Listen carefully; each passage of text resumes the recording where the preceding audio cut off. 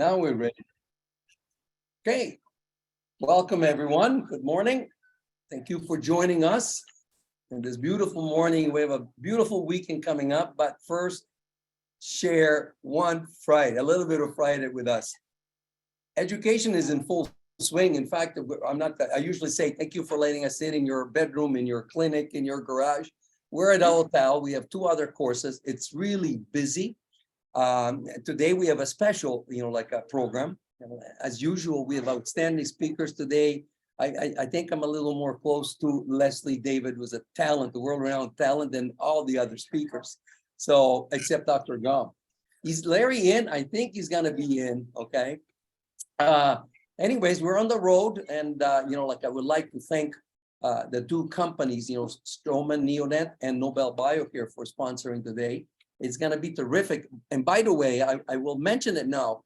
Those are the 2 companies that also sponsors our MIT. Remember I mentioned the last time we had a meeting, I mentioned that we launched the mentorship implant training, which is part of Global Dental Mentorship. And, it's a wonderful program where you can take the course at your convenience, online, on demand, and then you choose what hands-on you want to take. You want to work on Nobel, we give you Nobel, and if we want to work on Straumann, we offer you Straumann with different surgical people. So it's an ongoing thing. Dr. David is my partner with Dr. Abby Chalamet and Dr. Scott McLean in that project. So, but I will send you more information like we've done before.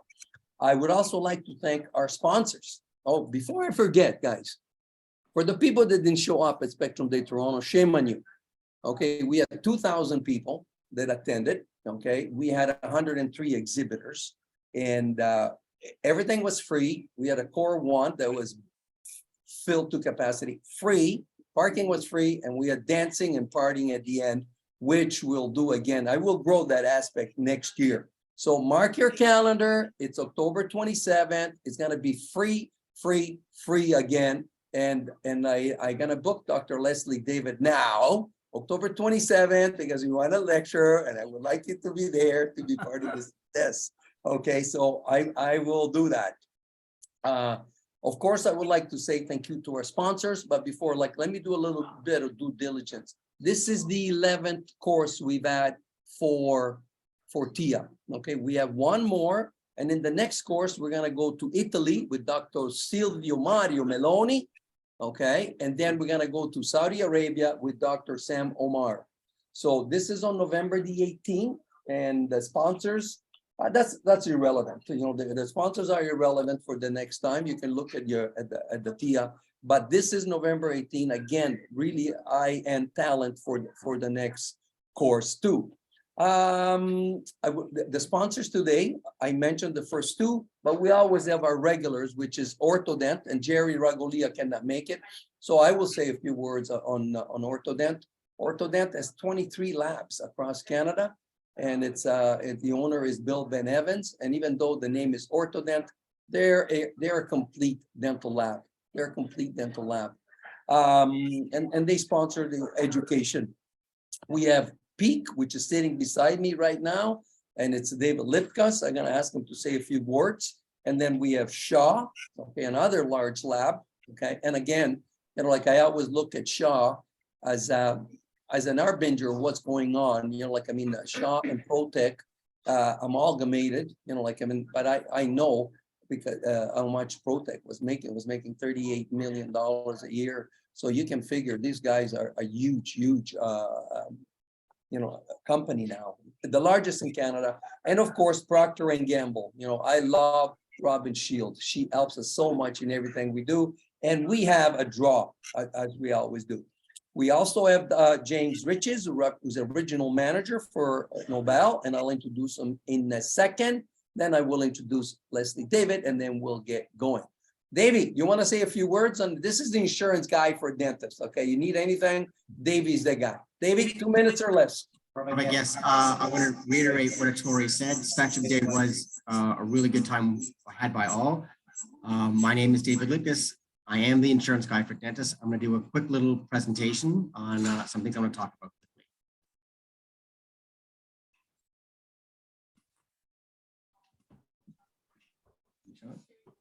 You gotta share your screen.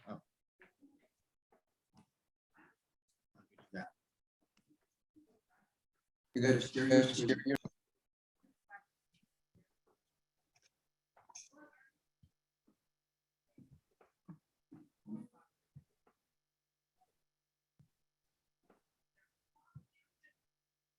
Thank you very much. Okay.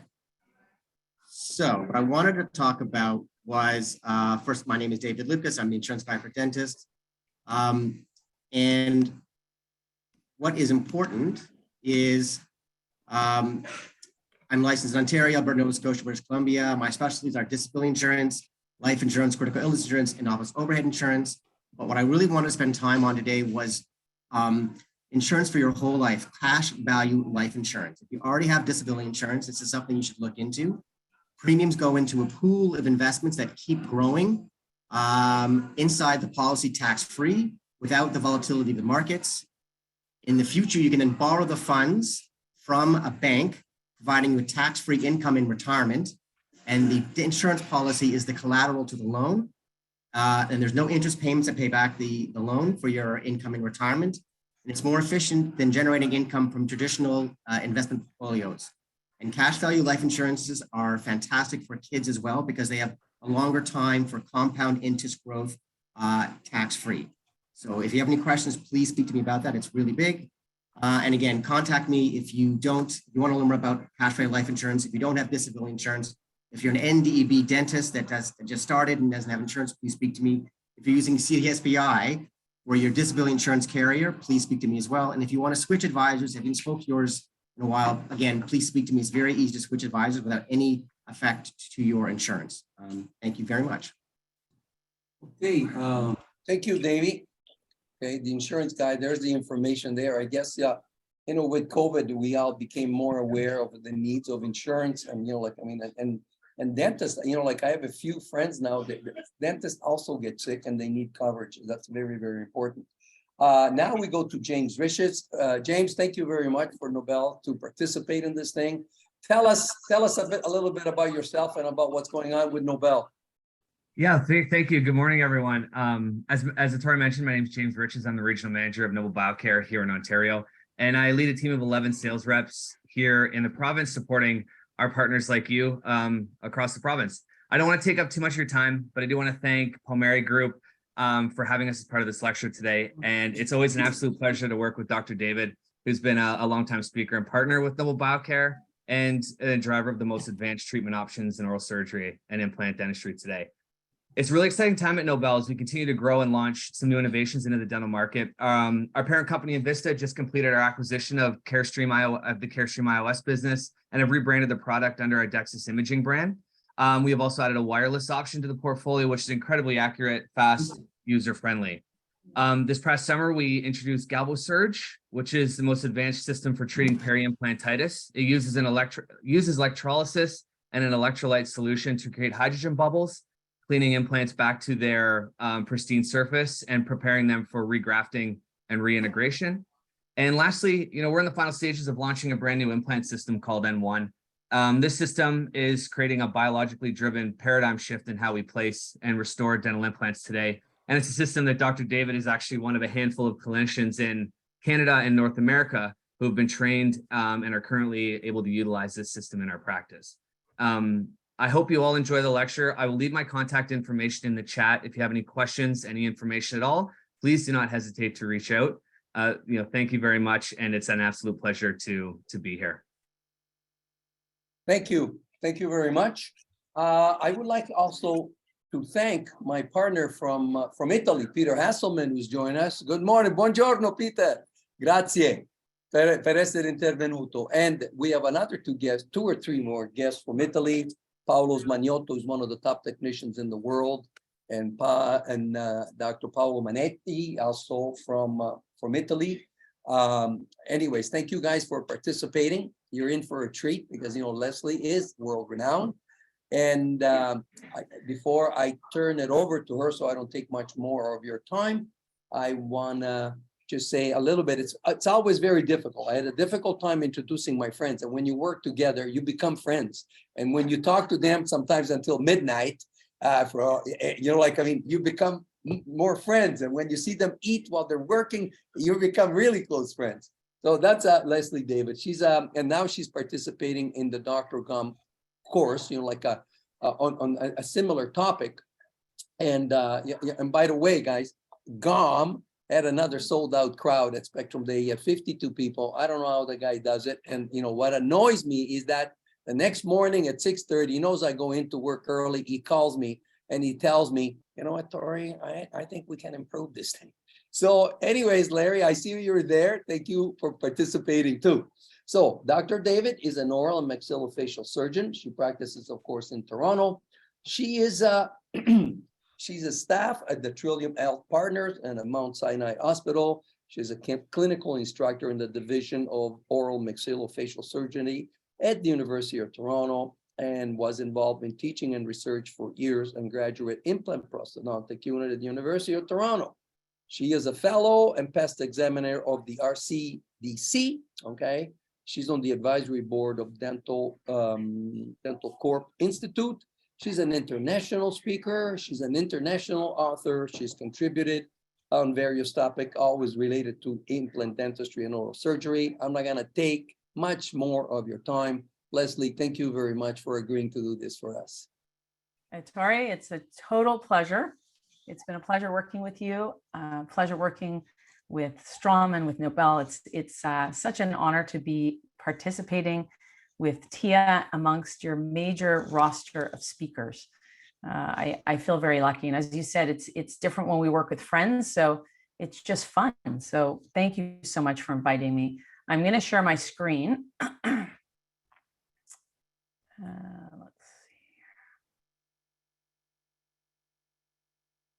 Okay, it's okay, Lesley. You got it, right? Yeah, you just got to make it. Yeah, it's full screen now. Thank you. There we go. Excellent. Excellent.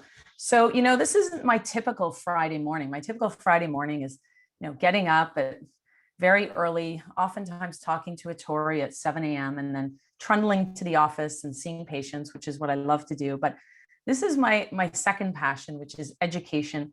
And to me, education is just fun. So please join me in hopefully having some fun and some education on this Friday morning.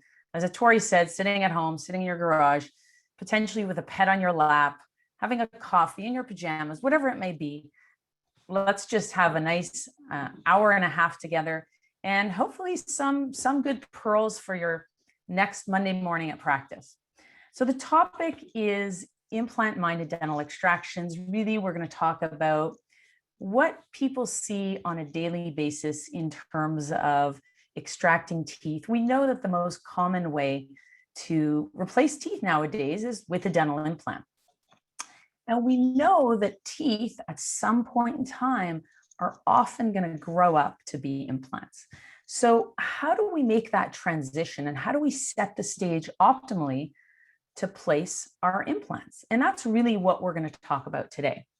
So when we think about extracting a tooth, what we often think about is sort of this knee-jerk reaction of, I'm going to take this tooth out, I've got to put some bone into the socket. So I often get calls from dentists. I'm very fortunate to work with so many amazing people who call me up and say, I'm taking this tooth out, what am I going to put into the socket?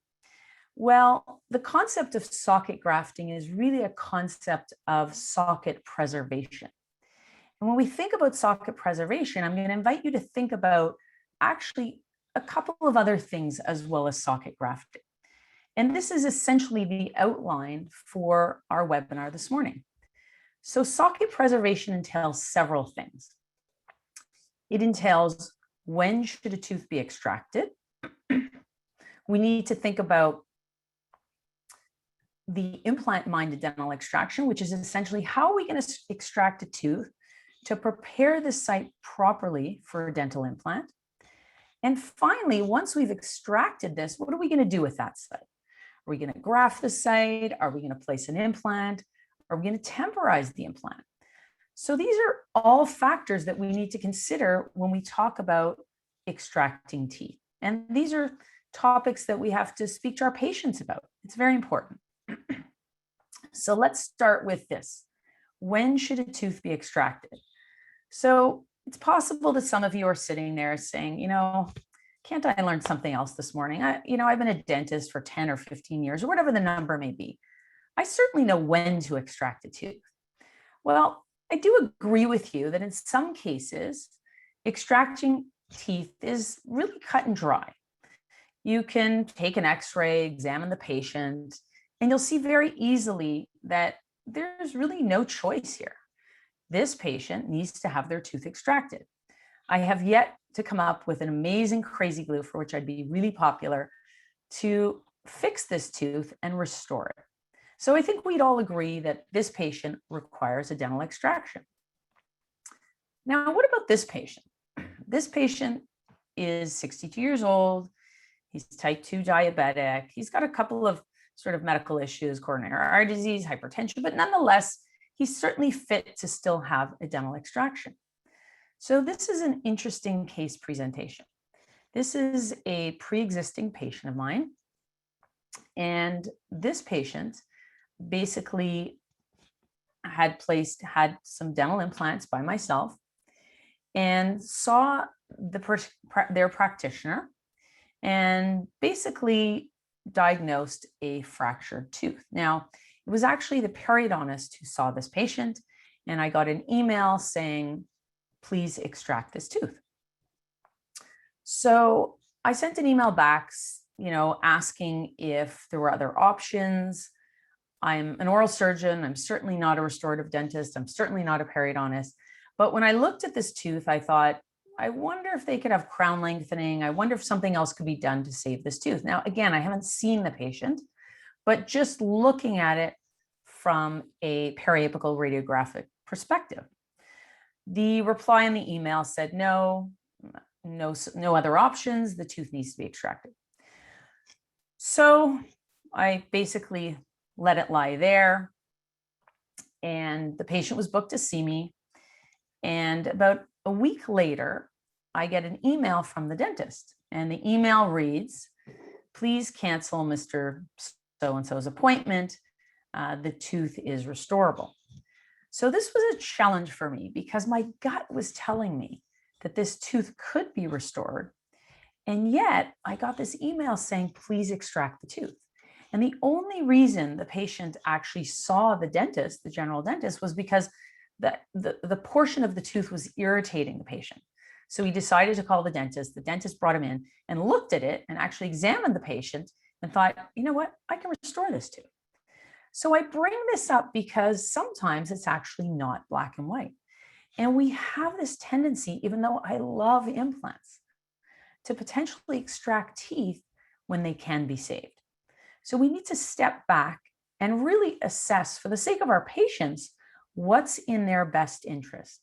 What are we going to do in terms of either maintaining this tooth, or what are we going to do if we have to extract this tooth? So here's another scenario. The question is, when should we have extracted this molar? You can see over years, there's some bone loss. And over time, this bone loss actually makes placement of implants a little bit more complicated. So it's more involved. Not only do I have to place an implant, but now I have to significantly restore the site in terms of bone reconstruction. What about this scenario?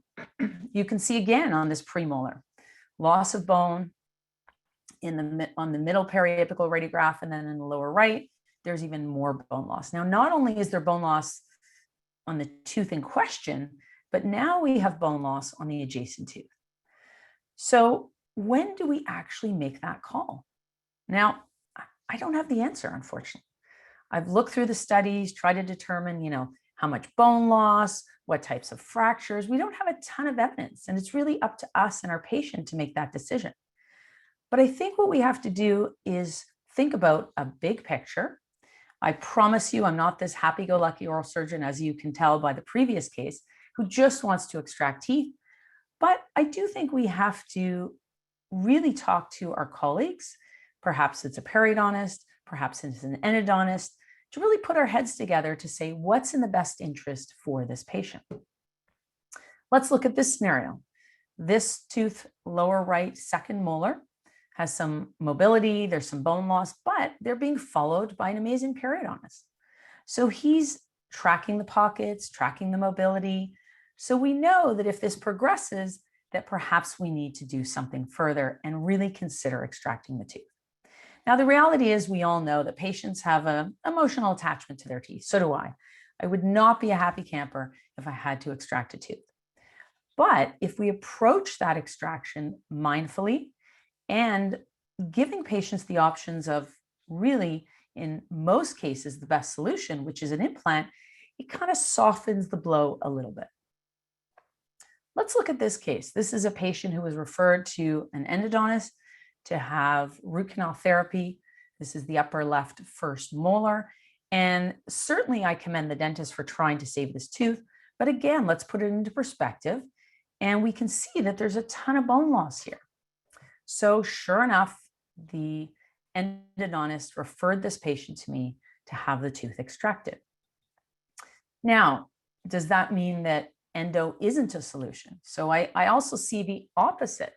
So the option is giving to patients, I've discussed endodontic therapy and I've discussed extraction. So in many cases, we've come to sort of an era where dental practitioners are using endodontics or implant as an equal viable solution. And I think we have to be careful in not giving patients the option and saying, really, the endo, in many cases, is the best solution, right?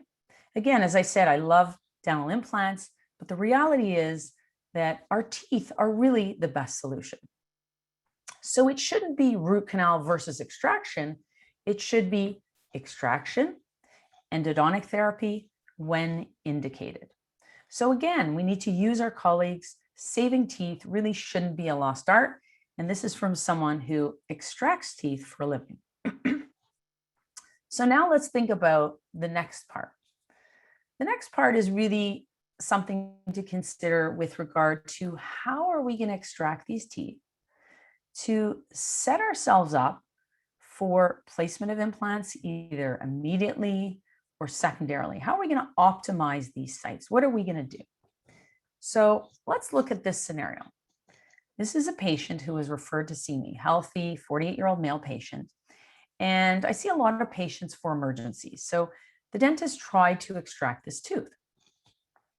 So they did pretty well in the sense that they extracted the coronal portion of the tooth, took a periapical radiograph, obviously developed some challenges in terms of next step and tried to figure out, now what are we going to do? How am I going to get this tooth out?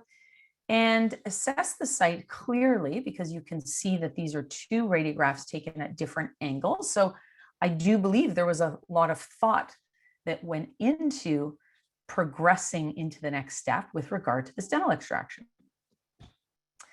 And as you can see here, the tooth was removed, or at least part of it, and unfortunately, part of the tooth anterior to it. Now, needless to say, this is certainly unfortunate, but the reality is nobody intends to do harm. I truly believe that we all go out there with the best of intentions. But in this case, as in some of my cases where we have complications, right? And the reality is we have to step back and understand why this happened. Obviously, this is a significant complication, but it's a learning experience. We have to acknowledge that stuff happens. We're in clinical practice. And the reality is in our lives, every single one of us has challenges, has stresses, and obviously that's paralleled in our clinical practice. And you have to think about it.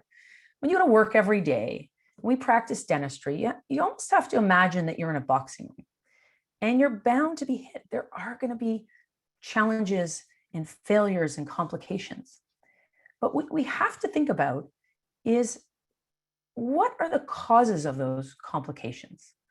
Are they something that we do, i.e., is it iatrogenic? Or are these complications because of the patient? Things that over which we have no control. Because what we really want to do is tip the scale so that our stresses, our failures, our complications are really because of things over which we have no control. That's the most important thing to understand. So how do we do that? So first of all, the old saying, know thyself. So we have to understand and be realistic about what we know and what we can accomplish and how we can accomplish it. It's sometimes a tough thing to do because what that means is that you really have to leave your ego at the door, right? We can sometimes be set up in this environment where we feel we have to have the answers. We have to be able to know the solution. We have to treat this patient, right? We have to be able to say, this is not in your best interest for me to treat you, for whatever that reason is, right?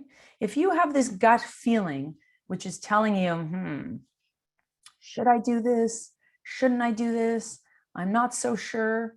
We need to listen to our guts because that's inevitably when we get into trouble with our patients, right? There's no ego when it comes to this. We have to focus on what's in the best interest for our patient. Sometimes I hear referring dentists call me up and they're panicked because they have a complication. And they say, I know I shouldn't have done this, but the patient, didn't want to travel. They talked me into doing this. First mistake, never have a patient talk you into do something. Second mistake, patients will travel. So even though they've been used to seeing you for many, many years, my line typically when a patient wants me to treat them and I feel this is really beyond my scope because there's some things in surgery that I just think other people are better at.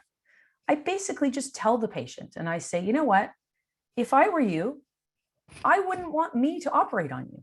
So I wouldn't want me to operate on myself. I actually think you'd be in better hands if you saw Dr. So-and-so, and patients can relate to that. They appreciate that. So maybe that trek across the city or wherever it may be will be worth it to them because they'll understand that you're doing this for their best interest. And of course, never stop learning because learning is the gateway to opening our treatment options to proper execution and to really excellence in patient care. Now, I don't think I really have to preach to any of you watching this today because you're here today because you value learning. So I thank you for that. And that's a big part of providing amazing care to our patients. The next part of this is really to understand not just ourselves, but to know our patients. Nowadays, hands-on courses are so popular and they're fantastic. I'm involved in hands-on courses as well. But what we have to understand with those hands-on, because we're trained as dentists to do, we love working with our hands. But what's most important about that is to know the why and the when. And that comes with communication with our patients, with understanding their expectations, and creating diagnoses. Because only then can we actually properly treat our patients. So that's really, really important. We have to take the time to sit down, to talk to our patients, to understand them. The other piece of this is to really have a handle on their medical status. Reviewing medical status when they come in, reviewing it when they come in for follow-up appointments, taking vital signs. I'm always amazed as to how many dentists don't take vital signs for their patients, regardless of whether you're doing surgery. So let's say you have a patient coming in for a consultation and it's a new patient. You really want to know what is their resting blood pressure, what's their resting heart rate, what is it? Because if you did have a medical complication, you actually have no baseline.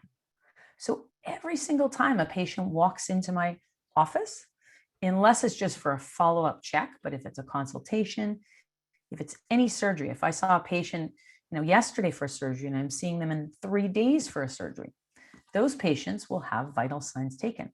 So it's a really, really good habit to get into.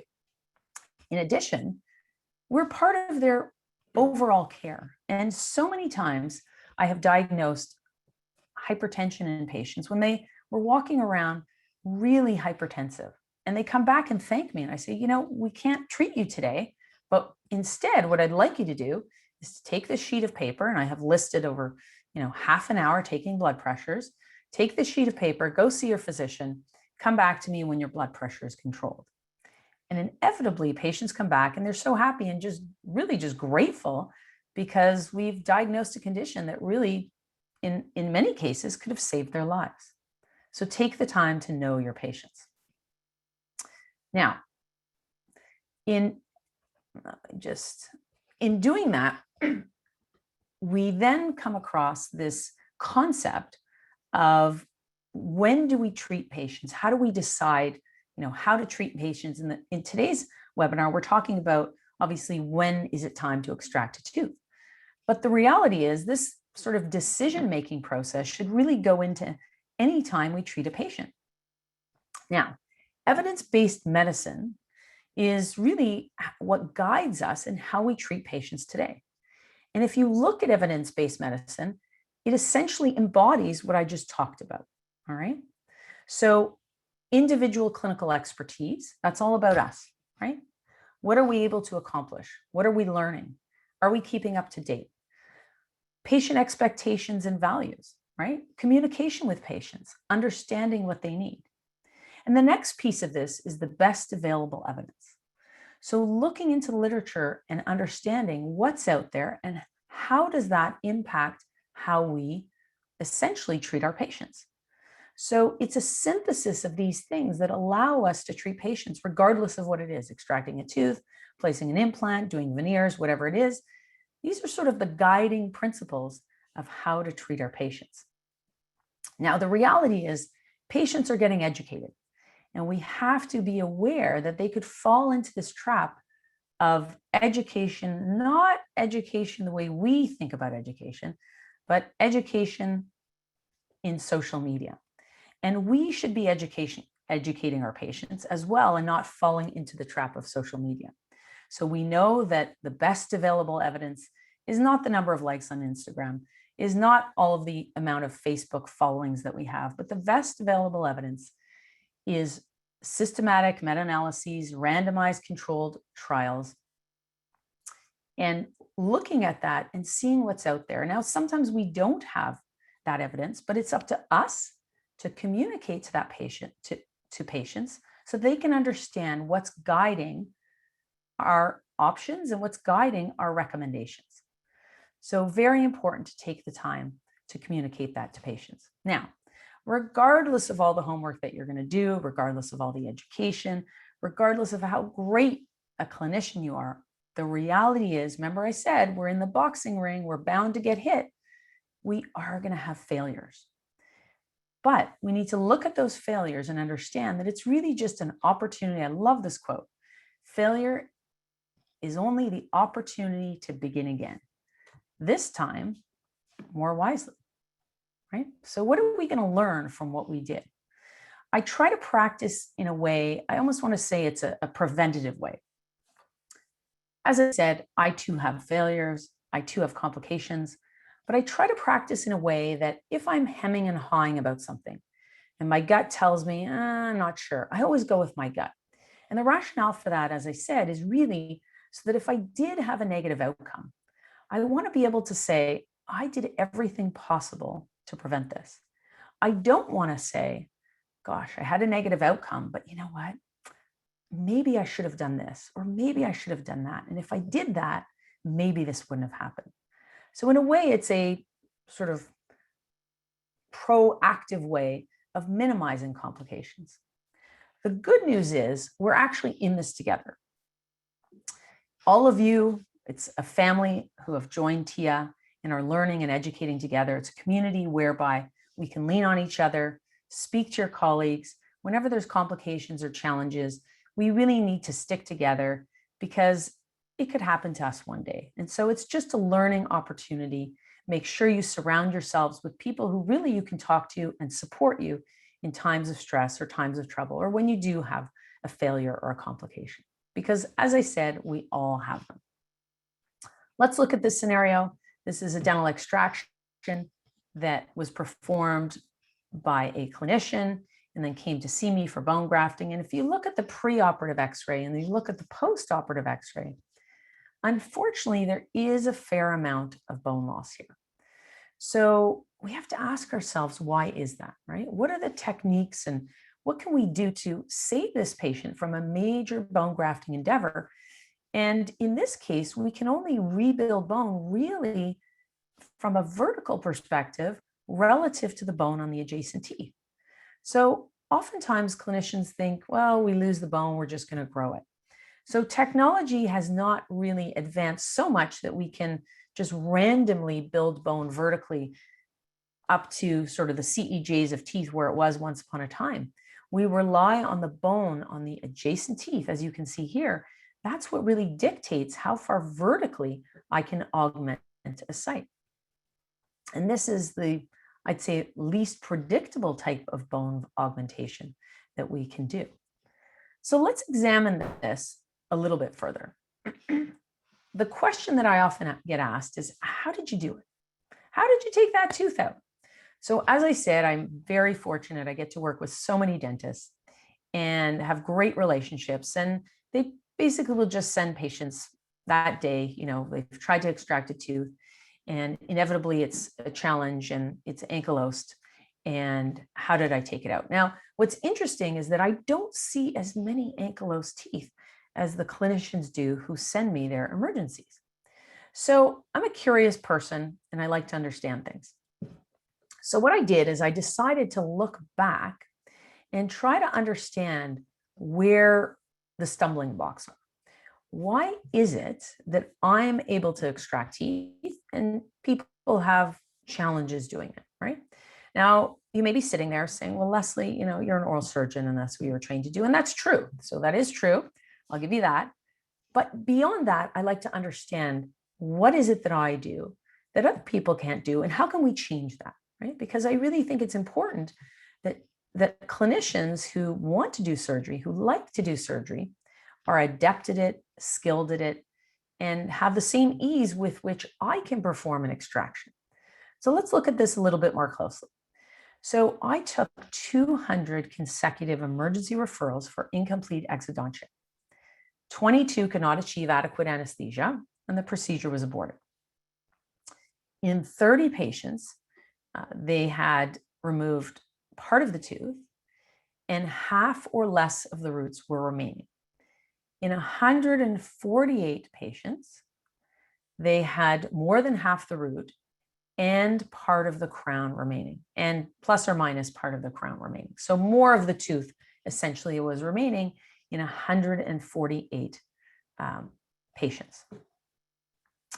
Now, the average treatment time was 1 hour for single tooth, as reported by the patient. Now, this is really important to understand because time is something that you are going to have to decide when to cut it off. People ask me sometimes, I took this tooth out, how long should I try for? How long should I really try before giving up?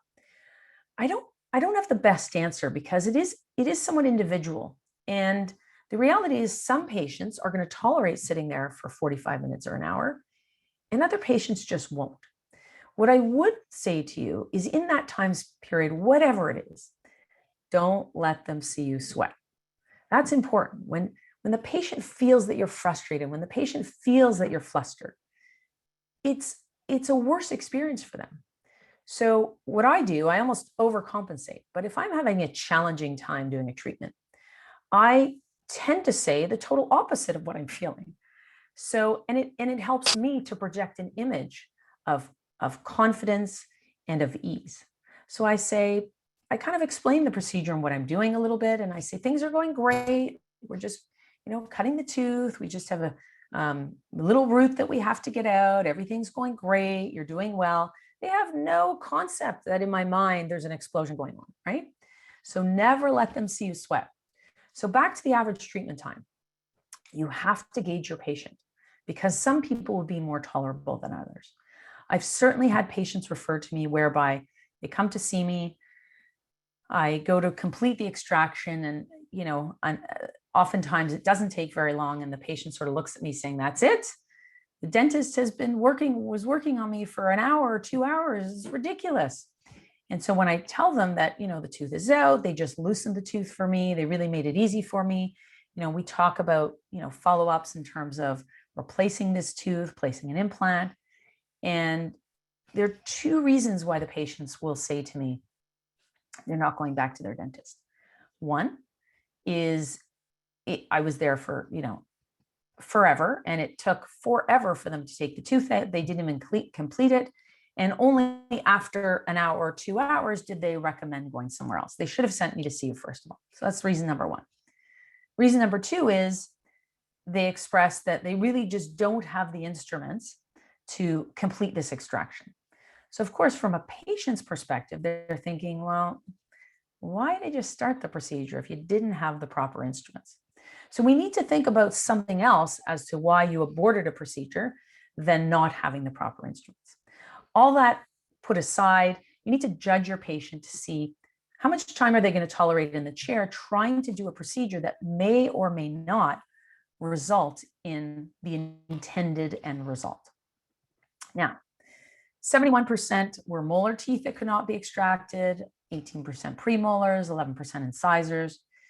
There was a flap alone, so a flap raised in 20% of these incomplete exodontias. And what's amazing to me, striking to me, is that in 71% of these cases, clinicians raised a flap, they removed bone, and they actually sectioned the teeth. So that's pretty remarkable. That's doing a fair amount of intervention and still not being able to remove the tooth. So what did I glean from this? Clinicians do not hesitate to raise a flap. So I showed you that by the numbers, the percentages. Despite flap, bone removal tooth sectioning challenges still persist. And in my opinion, it's really a failure to identify the factors which make an extraction difficult and then adapting our technique accordingly. All right. So if you were to look at this tooth, you can see that it's got, crazy roots. And if we were to ask ourselves the question, I'm going to have you ask yourself the question, what makes all factors, let's say all factors being equal. So, medical status is non-contributory, patient's not a gagger. So let's say we're just looking from an anatomic local basis, local anatomy. What makes a tooth difficult to extract? Is it the status of the crown? Is it the status of the root? Or is it the bone presence or absence of a PDL? So think about that for all of 5 seconds. Now, when you think about it, you came up with an answer. And we'll talk about how you came up with that answer. But I will give you the answer. What trumps everything is really the bone and the presence or absence of the PDL. When there's no PDL, the tooth genuinely is ankylosed. But sometimes you can have really dense bone with a PDL, and in fact, it's not really ankylosed, it's just really dense bone. The second most important factor is the status of the roots. So if you look at this tooth was extracted by myself. And as I said, these roots are going in so many different directions. You can't have any worse roots. But the reason that I took this tooth out without raising a flap, without removing bone, is because of the quality of the bone. This was an erupted maxillary third molar that I was able to put a forceps on and slowly wiggle it out, sensing the roots to get it out in one piece. Why? Because the posterior maxilla has very soft bone. That's where we have type 4 bone, which, as we know, is the worst bone for the placement of dental implants. Now, again, not all posterior maxillas are type 4, but that's where we find it. And sometimes that can be really, really, really soft bone. So again, the bone is the most important factor. So I'm going to ask you consistently when you have an x-ray or you look at a patient clinically, but of course you need to look at the x-ray, you have to ask yourself these questions prior to undertaking a dental extraction. Is this extraction going to be easy? Is it going to be average? Is it going to be difficult? You need to answer that question. And then when you answer that question, you have to ask yourself, why? Why did you answer it the way that you did?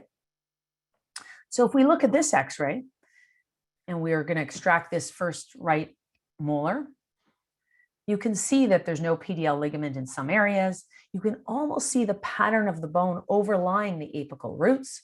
There's bulbous roots, a crown, endo, everything in this scenario points to the fact that this is a difficult dental extraction. So I would actually have an upside down, inverted, impacted wisdom tooth and taking this tooth out. These are challenging teeth to remove. So you need to recognize this from the get-go, and then you need to make a decision. Is this something I'm going to undertake myself, or is this something that perhaps is best served in the hands of someone else? Now, that's not to say that you can't do it, but you need to recognize how difficult this is. Let's take a look at this tooth. Again, easy, average, or difficult. I would say this is an easy tooth to extract. It's a younger patient, and we know that because the apex of this premolar is not completed. There's soft bone. Everything points to the fact that this is, we call these poppers. These are just gonna pop out. That's an easy tooth. Now, what about this tooth? Lower right first molar. So definitely a different scenario than what you can see just above, right? So really soft bone, large marrow spaces. You can see a PDL. Now, granted, the crown is not intact, but if we extract this tooth in appropriate fashion, this is not going to be too difficult an extraction whatsoever. And look at this lateral incisor. So denser bone for sure, if you compare that to the posterior mandible. One root, conical root, endo-treated, and some dense bones. So what's going to happen in this scenario is the crown will likely come off, and then you're going to have to take that root out in pieces. Unless there's some apical lesion that we can't see on this PA, which sometimes can happen, which you can see on a cone beam CT scan. But I would prepare that this may be an average to more difficult extraction. And same thing here. If you look at this lower molar, there's very, very dense bone. It's almost like a whiteout. You can't fully appreciate the periodontal ligament space. So even though they're relatively short roots, even though the roots don't look like they're too curved, this will be an extraction that will be a little bit more difficult. Now, again, when I say more difficult than not, this is keeping in mind that we're going to approach these extractions in a certain way, all right? Now, some of the key instruments that I use maxillary forceps. I use a universal maxillary forceps, but you can use a 150 forceps for the maxilla. You can use an ash forceps for the lower. I use a cow horn consistently to extract my teeth, and I'll explain to you why. And I also use a dental rongeur consistently on every single one of my trays to extract teeth and roots. And again, I'll show you why. When I extract teeth, the thinking is that I'm not going to be raising a flap. And the rationale for that is to preserve the socket, to preserve in many cases, the thin labial plate in the maxilla. So we're going to use thinner periotomes, thicker periotomes to work our way around the teeth to try to loosen the teeth to get them out. Now, when the teeth are really stuck in there, sometimes I'll use a mallet to essentially drive a thicker periotome between the root and the socket. Now, I never place this labial. It's always either mesial or distal. So it's really important to understand that you don't want to crack off the labial plate. And of course, you have to inform the patient. So in my mind, a surgical extraction is not an extraction where I'm raising a flap, I'm removing bone. That's not what a surgical extraction means. A surgical extraction for me is I'm sectioning the tooth, all right? So if I have to raise a flap, to me, it's really a failure. So that's not to say there isn't the occasion where I really, really have to raise a flap, but it's kind of the exception rather than the norm. And again, the thinking is preservation. So I talked about preserving the labial plate. Why? Again, because we're thinking about this site, maybe a site for a potential implant. Even if it's not, now that we know that we can preserve bone and preserve soft tissue, it's a better way to treat our patients, right? Respecting the regional anatomy. So preservation of the labial plate is crucial. So the labial plate has blood supply from the periodontal ligament excuse me. But if you extract the tooth, there's no longer a periodontal ligament. So imagine now the blood supply of the labial plate, once the tooth is extracted, has no PDL. It derives its blood supply also from the periosteum. So if you raise a flap, you're actually stripping off the periosteum. And it has blood supply from the endosteum, but it's really important to understand that the endosteum needs to have a certain thickness to contain marrow. All right. And that marrow is obviously where the blood supply comes from. So if we look at certainly in the anterior maxilla and the aesthetic zone, and if we look at the thickness of the labial plates and the fact that sometimes we have fenestrations or dehiscences, there have been many studies that have shown that the labial plates are so thin, it precludes having any endosteum. So there's really no blood supply from the bone. So if we take off the endosteum because of the thin labial plates, we extract the tooth with no periodontal, and then there's no periodontal ligament. And now we raise a flap, we've really stripped this labial plate of any blood supply. And what does that mean? That means we will really exacerbate the amount of remodeling and bone loss that we have in that socket. So hence why we want to approach these dental extractions in a very mindful, thoughtful way. So oftentimes it's going to take me a lot longer to extract a tooth than it is to actually place an immediate implant. So as you can see here, this is a single rooted tooth. There's really nothing for me to grab onto. And even if I were to take my rongeur, so oftentimes with these teeth, I'll actually use a rongeur because the coronal portion of the root is hard. It's not decayed, but if it's really decayed, you try to grab it, it's just going to be mush. It's just going to break and break and break. So in these cases, what I'll do is I'll section these teeth. So I'm actually sectioning these single rooted teeth.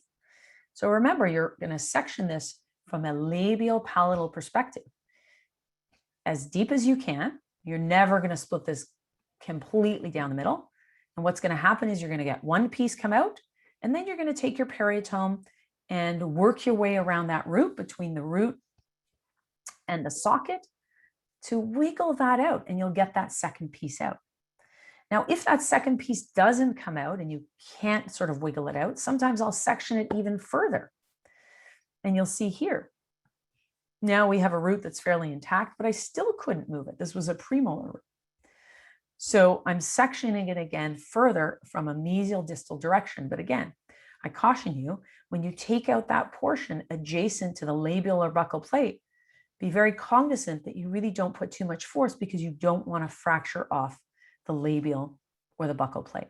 So you can see on the left-hand side of your screen, actually my finger is there, and I'll use my finger to gauge the amount of pressure that I have so that I don't fracture that labial plate. The same principle applies when I'm dealing with multi-rooted teeth, all right? Now, I'll put a forceps on a molar tooth, and if I, can't move it, if I think I can perhaps get some movement, I'll put a forceps on it. If I can't get any movement and I know from the radiograph this is absolutely going to be a surgical extraction, I'm just going to lop off the crown. That's a very technical surgical term, lop off the crown. And essentially what you'll be left with is obviously the roots. Now we know our anatomy, right? So I don't really need a flap to raise a flap to see. I know what's underneath. I have a radiograph. I know the anatomy. So I'm going to section this in a T fashion. So literally dead center of the tooth, I make a cut mesial distal, and then I make a cut from the palatal buccal direction, separating the two buccal roots. All right. How deep do I make this cut in the maxilla? There's really only one thing that determines that, and that's the location of the sinus. So if the sinus is relatively low, I'm going to be very careful about how deep I make that cut. If the sinus is fairly high, I can actually section this beyond the pulp chamber and into the interseptal bone. Now, if I'm planning to place an immediate implant, I'm going to be careful about how much interseptal bone I'm going to remove because I really want to preserve that for the placement of my implant. Having said that, once you make those cuts, then you're going to use a dental elevator. You could use a thicker periotome and ultimately section these roots, and you'll take them out in pieces. And now you have 3 pieces to remove, 3 small roots instead of one big tooth. So again, the crown is removed. I'm going to make that first section, mesial distal, dead center, Then I'm going to make another section. And typically what I'm going to do is always try to remove that palatal root first. All right.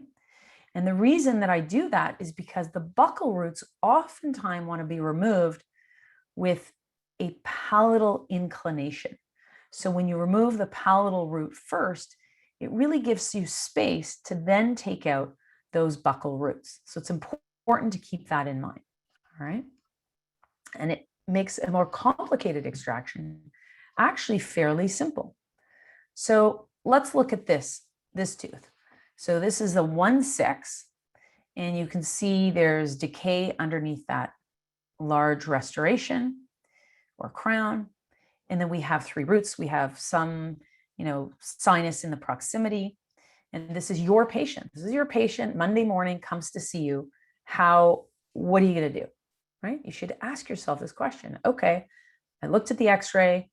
I, looked at the patient clinically. You need to now make a judgment call. Is this easy, average, or difficult? You need to ask yourself that question. Then you need to ask yourself why. Why am I saying that? And what am I going to do about it?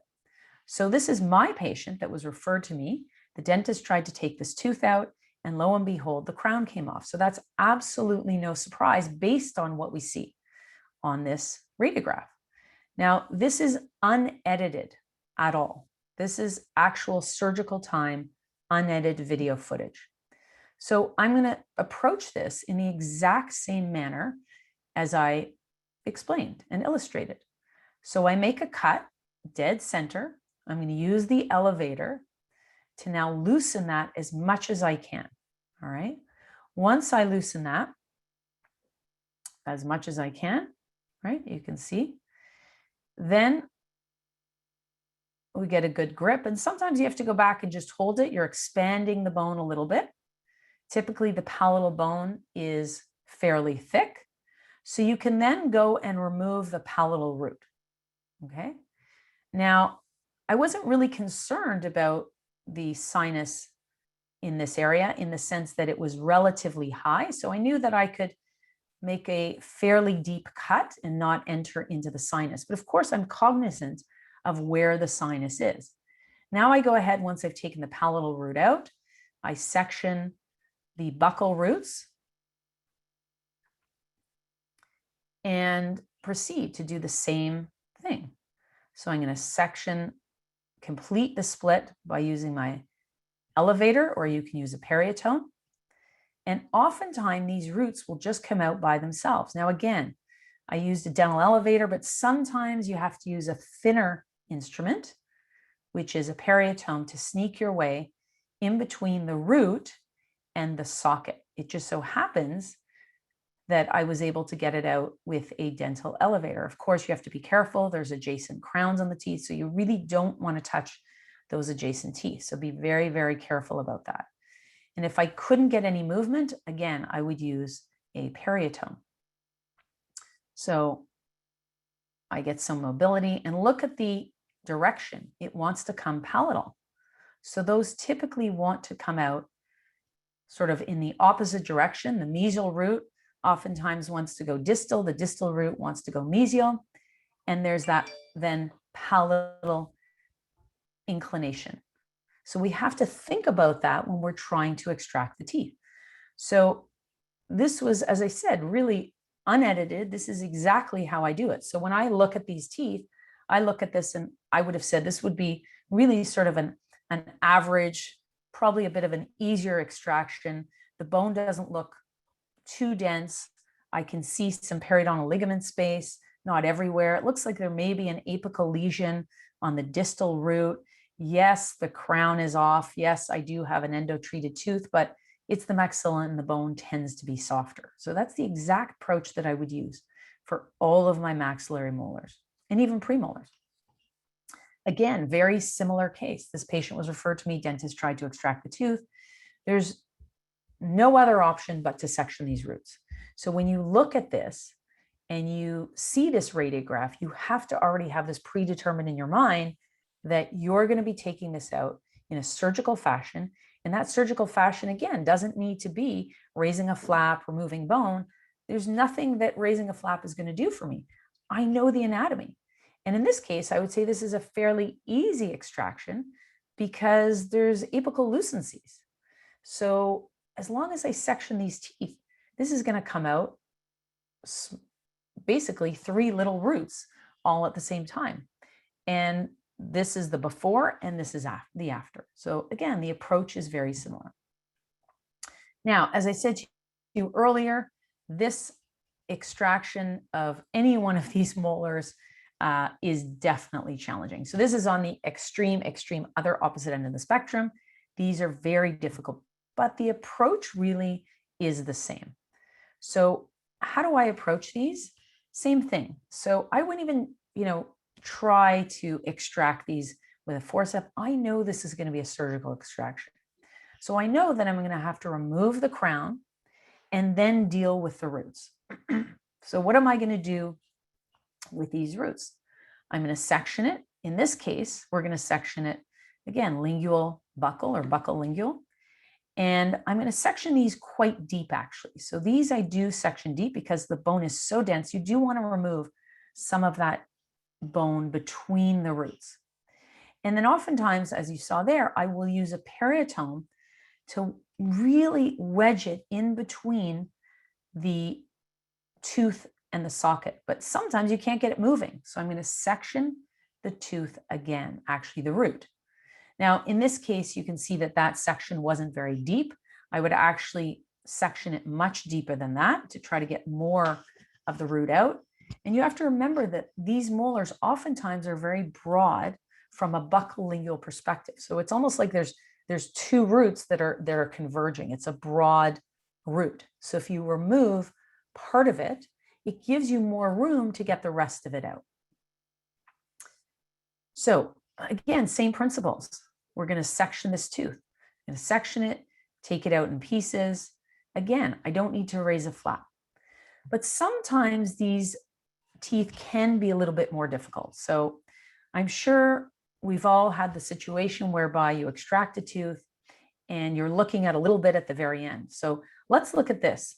This is a premolar tooth, dense bone, endo-treated, a little bit of a curvature to the root. So when I look at this x-ray, I know automatically I'm going to have to split this because of the dense bone, right? I may get part of it out, but there's a good chance that this is going to be a challenge to get out while preserving the soft tissue, preserving the bone, right? I can easily extract this tooth by raising a flap, removing some bone, and essentially then, taking it out. But the idea is that we want to preserve this site potentially for either an immediate implant or an implant in a staged approach.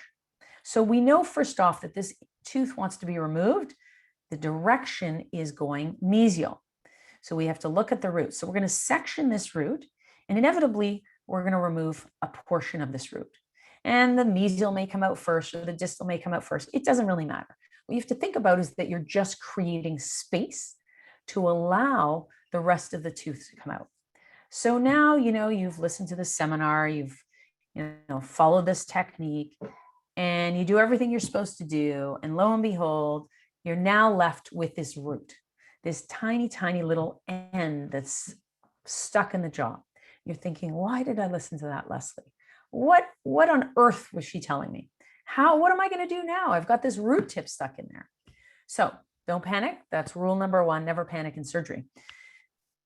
But what you have to understand is now this root is fairly deep within the socket. So the good news is when it's deep within the socket, you can remove bone. So I would actually remove bone mesial distal because what's going to happen? It's in the socket. That's going to fill in, right? I'm preserving the crestal walls. You're not going to remove bone and create a fenestration.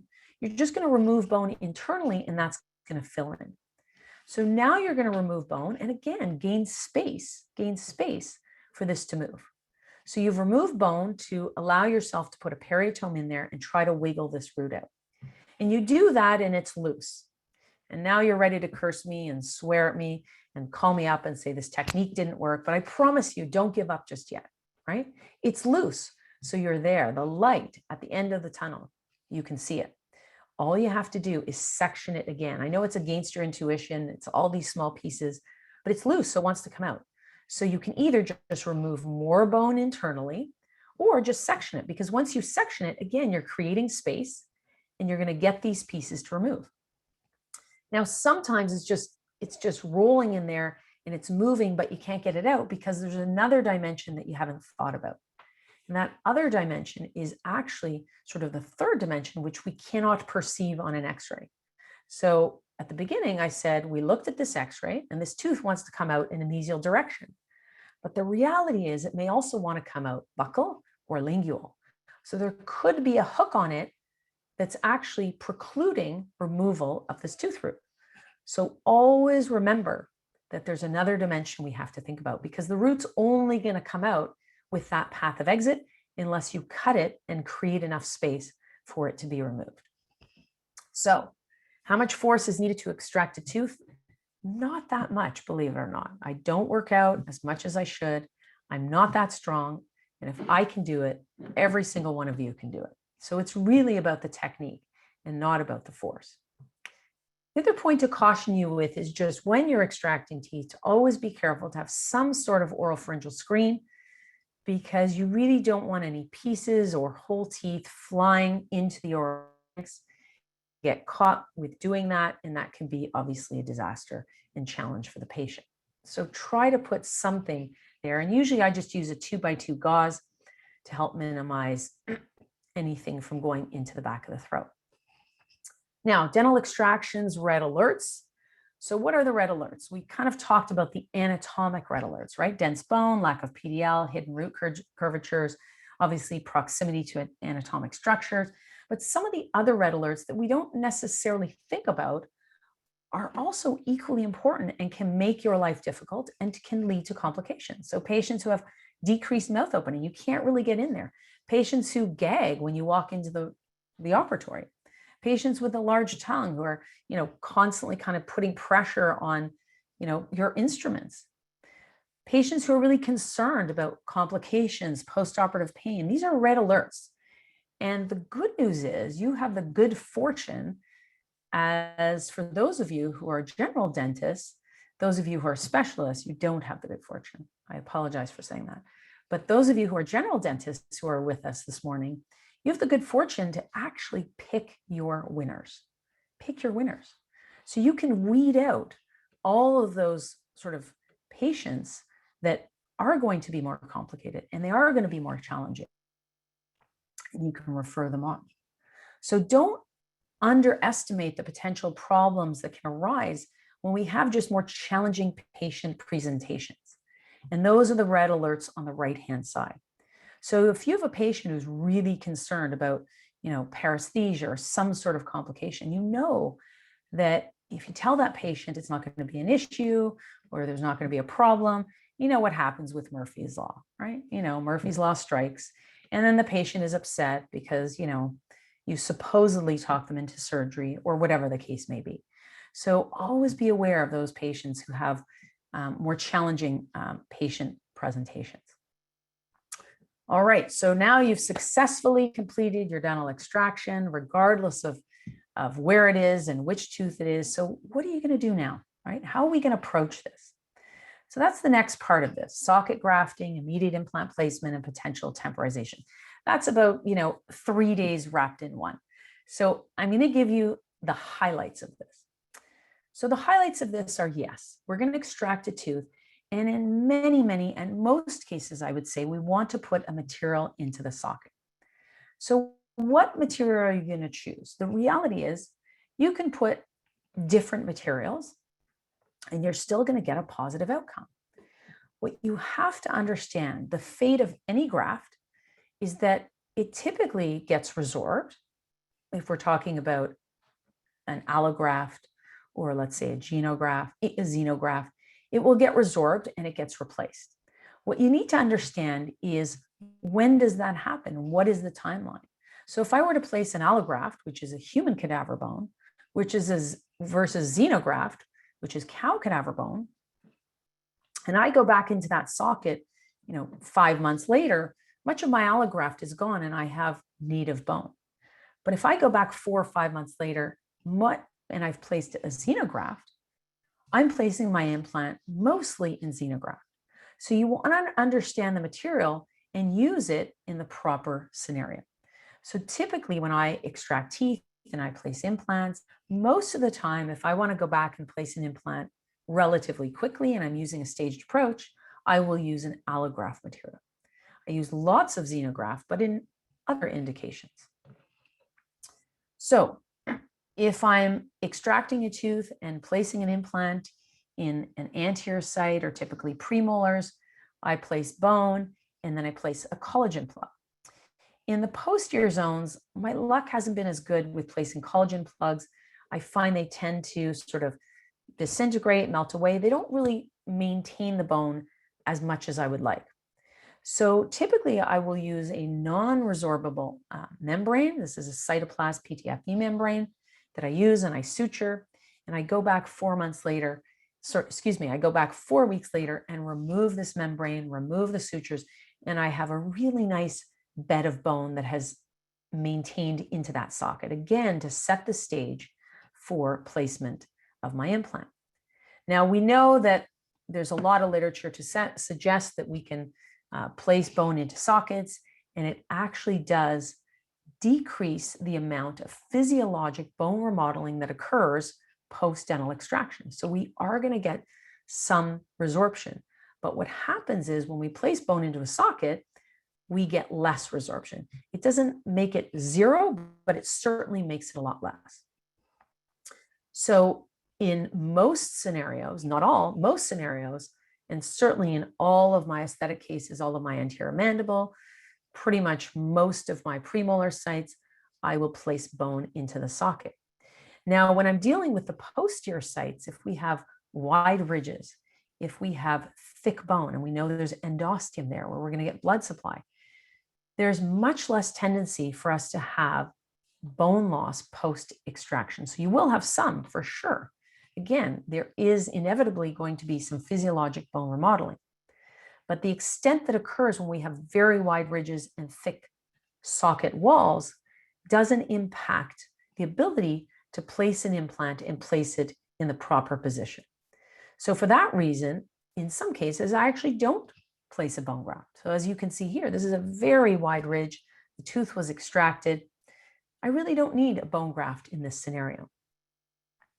Now, the other thing for us to consider is actually the socket itself. And if we look at the aesthetic zone and we look at, let's say, the anterior maxilla, and this is a wonderful paper that was put out in 2007 by Dr. Elian and his colleagues and Dr. Tarnow.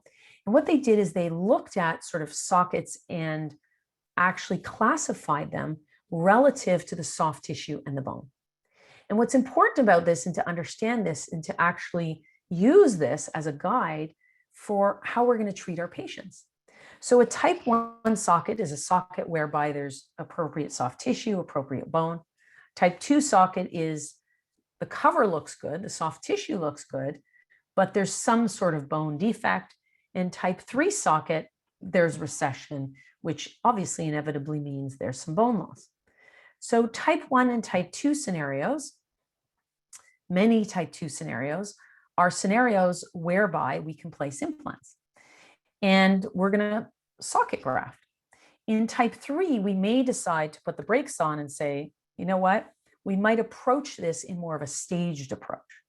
So again, that's why it's important for us to really look at these and try to understand what is the best approach for this patient. Now, if we further break down these type 2 sockets and we look at the bony picture, you can see there's a dehiscence defect. So a dehiscence defect, as opposed to a fenestration, is where we have bone loss and the continuity of the crestal bone is lost, as opposed to a fenestration defect, where there's kind of like an open window and the crest of bone is maintained. So fenestration, how you can remember it, for those of you who speak French, fenêtre is like a window. There's a little window that's open above the socket. So if we look at these type 2 sockets and we further break them down, you can have a little bit of bone loss. So the soft tissue profile looks good, but there's a little bit of bone loss, a lot more bone loss, and more bone loss. So we're going to approach these differently, right, in terms of our membranes. So again, important to understand, to diagnose what we're dealing with. So when we extract the tooth, we approach it in an appropriate manner. And again, the goal is to have an ideal site once the tooth is extracted to place an implant, either immediately or secondarily. So when you're going to extract a tooth, again, think about that. Think about what type of a socket it is. And if you're not sure, you can actually probe to determine where's the bone level. And that will then tell you what you're going to do. So often, again, as I said, with these type 1 sockets, we're going to be placing implants, extracting, placing implants immediately. In these type 2 socket defects, depending on how blown out the bone is, I will often defer and stage this. I'm going to socket graft and then stage it and place an implant secondarily. And certainly in my type 3 sockets, I don't place implants immediately. And oftentimes, again, I'll extract these teeth. I won't socket graft because socket grafting is only going to get me so far in terms of bone. We have to think of soft tissue. We have to think of more of a guided bone regeneration approach than just extracting a tooth and placing bone into the hole. And in some cases, we have different types of sockets. So again, you may have a patient who has, a type 1 socket adjacent to a type 2 or type 3. And we're going to manage each one of those differently. So how do we determine the type of socket? So look at the cover. The cover is the soft tissue. Is the soft tissue profile normal? If it's not normal, it's automatically type 3. If the soft tissue profile is normal, then we're going to look at the bone, right? Is the bone intact or not intact? And that's going to determine type 1 or type 2 socket. And again, all of this is then going to determine what you're going to do with that socket. Now, if we look at 2 very similar scenarios, and we say that these are type 1 scenarios, and we explain to the patient, we're going to take these lateral incisors out, we're going to place some bone, and then we're going to place your implant. Or it's a type 1 socket, we're going to place an implant immediately. What you also have to appreciate is the anatomy itself is going to dictate what you're going to be able to do and what it entails. So you can actually see here that the patient on the right-hand side is going to be more challenging to place an implant than the patient on the left-hand side. And you may in fact need to augment with soft tissue. You may need to augment with more bone.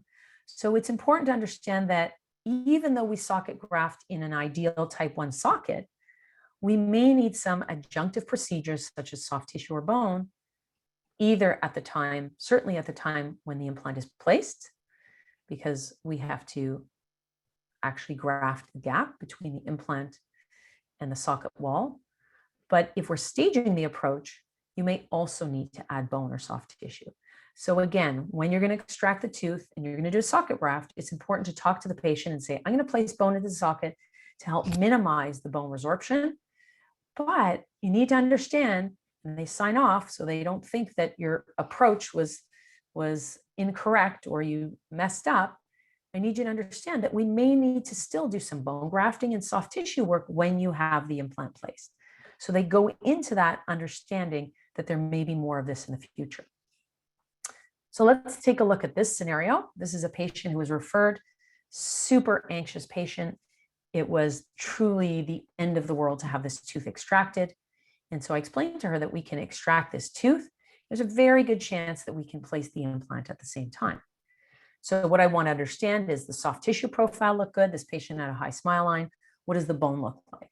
Certainly from the CT scan, it looks like the bone is intact. Of course, I may encounter perhaps a fenestration because sometimes the bone is very thin and you extract the tooth and you see a fenestration. But nonetheless, for all intents and purposes, this is a good ideal site. We've got bone apical to the root to place the implant. So the tooth was extracted. I placed an implant. This is a Nobel Active implant. This is sort of my go-to for my immediate sites. I've got great stability with this. And this is 2 weeks post-op. And then ultimately, this is, I think, 4.5 years post-op. You can see the final result. And the result is what it is because I'm going to go back. The dentist immediately placed a crown. And this, in my opinion, is the best time, if we can do it, to preserve the soft tissues, right? To preserve this architecture. We're not going back and chasing our tail, how do we maintain the papilla, so on and so forth. So we've got the bone on the adjacent teeth. We take the tooth out, we literally place the implant at the same time. Now, in fairness, what you don't see here is that I did do a connective tissue graft, a tunnel technique to help preserve that soft tissue profile. Because even if you place the implant, when the actual tooth is removed, it doesn't eliminate the physiologic remodeling of that site. So we're going to take the tooth out, place the implant, and graft the gap, but you're still going to have some bone loss. Now let's look at this scenario. Again, very similar. This tooth was extracted. This is the central incisor. You can see a little marginal gingival erythema. And this is pre-op at the top left, post-op bottom right. And this is a temporary crown that was placed. And you can see here that this temporary crown exactly mimics what the patient had before. But the patient was very unhappy because she thought that her tooth looked terrible. What's interesting is how you do a little bit of work for someone, and all of a sudden what they had for years and years and years is actually terrible. So the good news here is that I extracted the tooth and explained to the dentist that she can actually recontour this crown because it's over contoured. And even though she did a great job and she mimicked what the patient had before, the patient now was unhappy with the result. So because we preserved this site with the bone and extracted this tooth in a way that preserved the bone and the soft tissues, I knew that there was adequate bone on the adjacent teeth and that if we opened up this embrasure, the soft tissue, the papilla would fill in. Why? Because if we have the underlying bone, that will support the soft tissue papilla. So this speaks to really, I think this is a great example as how our temporaries and our provisionals really impact the soft tissues. So to that point, we have to look at how we design our temporary prostheses. Once upon a time, we used to think that everything had to be bulked out to actually support the underlying tissue. Right now, what we talk about is under contouring those temporary prostheses and our prostheses in general, really to allow for greater bulk of soft tissue. So if you mark out the gingival zenith, everything above that, or I should say below that, everything really needs to be under contoured. Okay, so mark out your gingival zenith in the patient's mouth and then under contour accordingly. So you need to communicate that with your lab. And if you're doing it yourself, just to be aware of that. So you can see how beautifully this crown was fabricated for the prostheses. And this is something to be aware of. Now, this was a patient for whom dental extractions were performed. And this was the prostheses that was given to actually to be placed on top of this. And you can see and imagine that this prosthesis is just going to exacerbate soft tissue and bone loss in the area. So even though you may not be placing implants right away and augmenting this right away, we still have to do whatever we can to support the soft tissue. So this was then adjusted. Obviously, it was adjusted shy, but what we could do is actually support by modifying these prostheses to actually support the soft tissue. Okay, so it's something that we really need to think about. Again, this patient had a dental extraction. This is a staged approach. And the patient was referred to see me to have a dental implant. And this is how the patient appeared. And, you know, this is the aesthetic zone. This is obviously grossly asymmetric. And all I did, and it was really just a consult, but it was like an eyesore. It was just blinding for me to see this patient, was just adjust this temporary.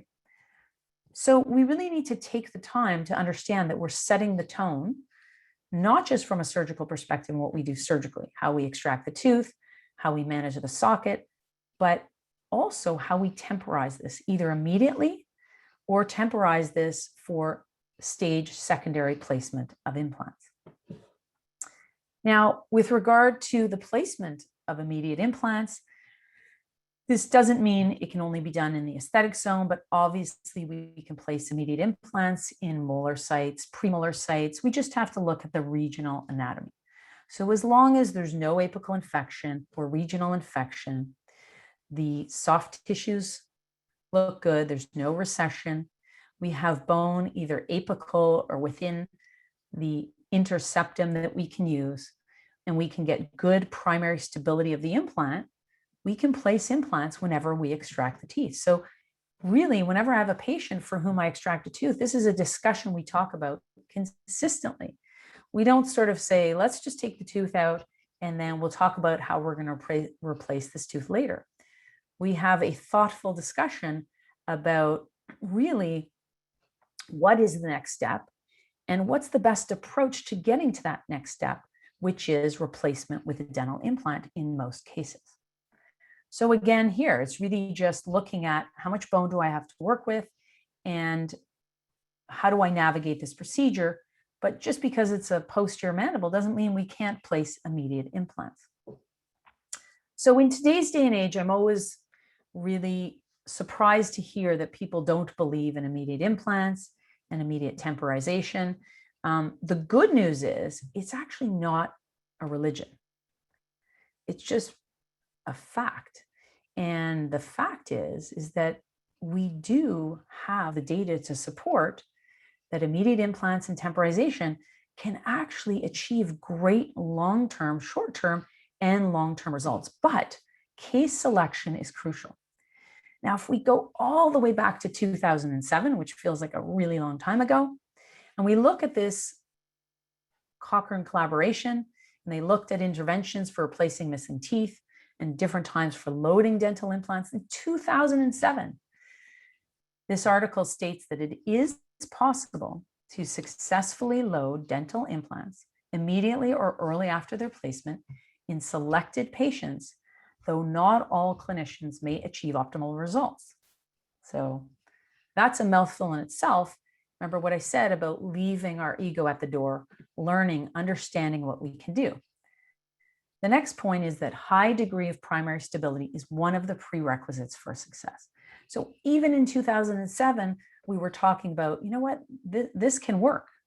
And again, as I said, in my mind, in my opinion, and substantiated by the best available evidence, which brings us back to the beginning of what we talked about, immediate implant placement and temporization, where indicated in the proper scenarios, is really the best and easiest way for us to mimic natural anatomy for our patients. So when we think about that dental extraction, I encourage you to understand really the scope of what you're doing and the ripple effect of what that has, right? No longer are we sort of in an era of, you know, this tooth is non-restorable. Let's just take this tooth out and let's talk about next steps afterwards. There's so many implications, and it's a cascade of things that transpire. So we have to think about execution. How are you extracting that tooth to set this patient up for ideal results when it comes to tooth replacement? Are you going to graft that socket? What material are you going to graft into that socket? What are we going to do with the soft tissue? What are the implications of the soft tissue? Are we going to place an immediate implant? And are we going to temporize that implant? So all of these things have to go into the thought process and the discussion and the communication with our patients so that we can provide them with the best possible result. I love this quote: the capacity to learn is a gift. The ability to learn is a skill. And the willingness to learn is a choice. So this morning, I really thank you all for your choice to learn with me and to spend time with me and Tia this morning to really find ways to think about how we can approach these cases in the best possible way. And in this vein of learning, as Tori talked about earlier, I'm involved in this Global Dental Mentorship, which is an online education platform. And for those of you who are unaware of it, please check us out. It's just more learning. I love oral surgery. I love what I do. I'm so grateful, but I also love learning. So I'm this constant student. And for me, sharing. So it's not about sharing my successes. It's also about sharing my failures and really trying to help people to do better. And if you can learn in a faster, more efficient way to not make the mistakes that I did, then I'm happy to share them with you. So thank you very much for your time. Tori, it's been a pleasure to participate with Tia and with all of the colleagues this year. Thank you so much. It's great. It's great. It was a superb, inspiring presentation. You are, like, it's like listening to a good record of music. You want to hear it over and over and over. And I think I'm spoiled with the people that I hang around with, but this was superb. Okay, there's only a couple of comments. One came from Peter Asselman from Italy, and he said, brava. That means she is good, she's great. And then there's a comment, but then I have a question from Dr. Gum. Lovely lecture, Dr. David. I am so pleased you geared it for the GPs and not the specialists. A quality lecture. So that comes from Dr. Larry Gum. But I have a couple of questions before I let you go, okay? You said, I know you work and you do remedial work, and so does Larry, okay? Yes. Is there a pattern? What are they sent to you over for? What is the most common mistakes that GPs make when they're sent to you for remedial? Do you notice anything that is, more prevalent than others? I think there's probably, it's themes, and I tried to touch upon those themes. I think the themes are, one is the actual execution of a procedure. So, trying to do a procedure and not being able to execute it properly and then manage a complication. That's number one. But number two, I would say, is the diagnosis, right? The big picture diagnosis, data accumulation, diagnosis, which then leads to the proper execution. So I think those are typically the themes, but inevitably, it's a treatment that went wrong. And then, the college looks at it and says, okay, they really dissect it and say, what went wrong and why did it go wrong? So there's always the beginning part, which is the why, the when, and then how it was executed and how you dealt with the patient. So, some of the complaints are, could be post-operative paresthesia that I've seen, teeth removed that end up in certain spaces, complications that they deal with that may or may not have been managed appropriately. With implants, it's, implants that typically either fail or post-operative complications that weren't managed, or the treatment planning aspect. There's no treatment planning. So the implant is in, it can't be restored. And that speaks to, again, the diagnosis and the planning. So another comment from Dr. Bobby Begg. Great presentation, Dr. David. Very informative. Thank you. And now Peter Asselman is gaining courage, my partner from Italy. I hope to see you lecture, Lesley, in my event colloquium dental in Italy. But she has a weakness for Italy. So you might see her there. I would absolutely love to do that. And I'm not saying this because Tori's Italian. Not saying this, or you're Italian, but Italy is my favorite country outside of Canada. So I would love to go to Italy. Yeah. I just need to learn Italian. So, Yeah, but it's on my list. Peter, ci insegniamo un poco di italiano prima che la mando. Okay, so what was I gonna say here? Guys, keep in mind, okay, we have, before you go, Lesley, pick a number from 1 to 87. Because we always have we have 87 people in there. 1 to 87, they get a prize from Procter & Gamble. 4. 4? Okay. Dr. Amir Awadallah. Okay, you're gonna get one of those water flossers, and I'm gonna give your name to Procter & Gamble, and they will contact you. Okay, so that's very, very good. Again, you guys, you're gonna get your certificate of attendance, but not this afternoon. Okay, it's gonna be next week. We're inundated with work from Spectrum Day Toronto, so it's gonna maybe a week, and then you can get your certificate of attendance.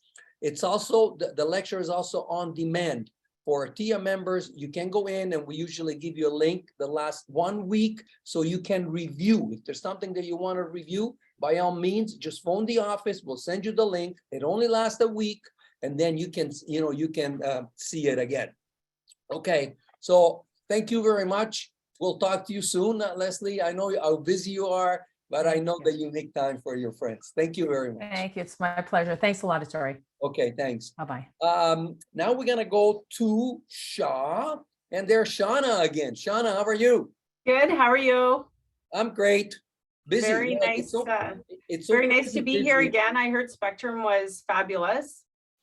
We had a good show, and you know, like we have a lot of momentum that we want to keep on going, Shauna. We're gonna keep on going, but it's thanks to people, you know, like I mean, we build, you know, like a lot of loyal people in it, you know, like Stroman, they're coming on next. You know, the sponsor, the next speaker, they're a huge support of everything we do. You know, as is Shaw.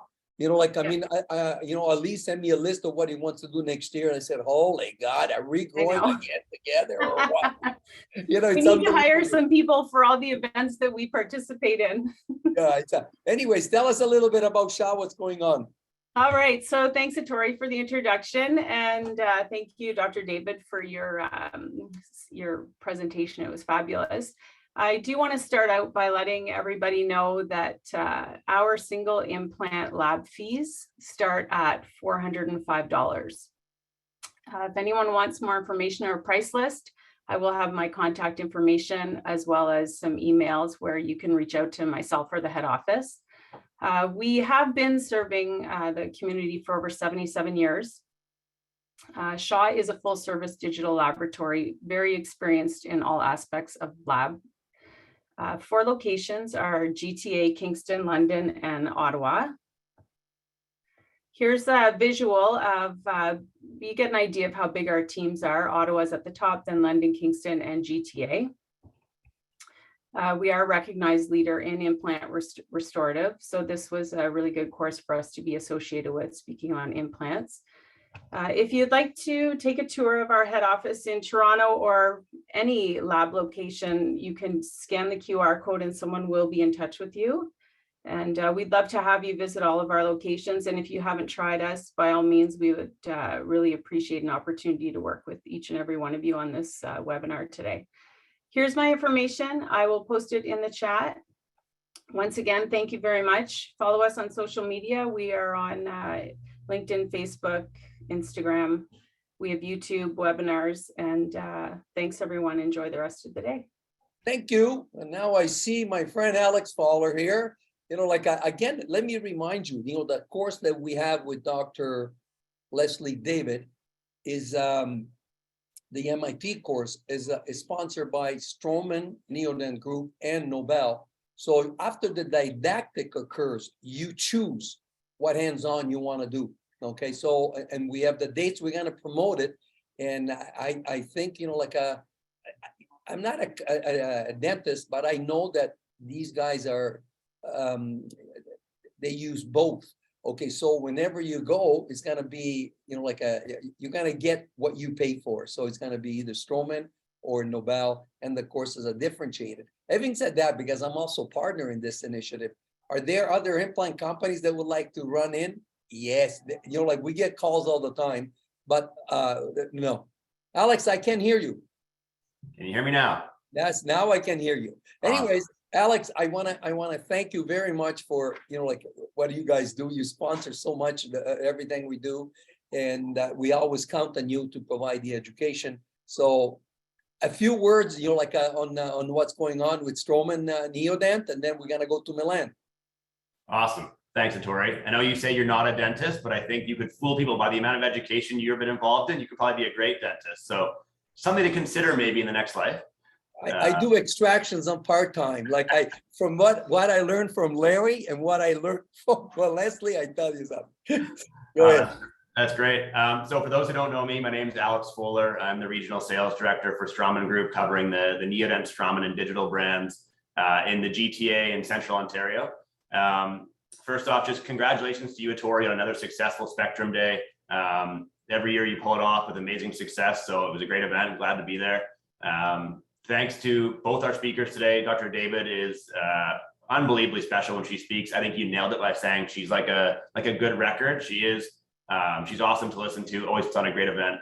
And then Milan, of course, I've seen him speak many, many times. He's phenomenal. So just a couple of quick words on Stroman. please reach out to us if you're looking for a full service solution. So, I think there's still a perception that implant companies are people who sell metal screws.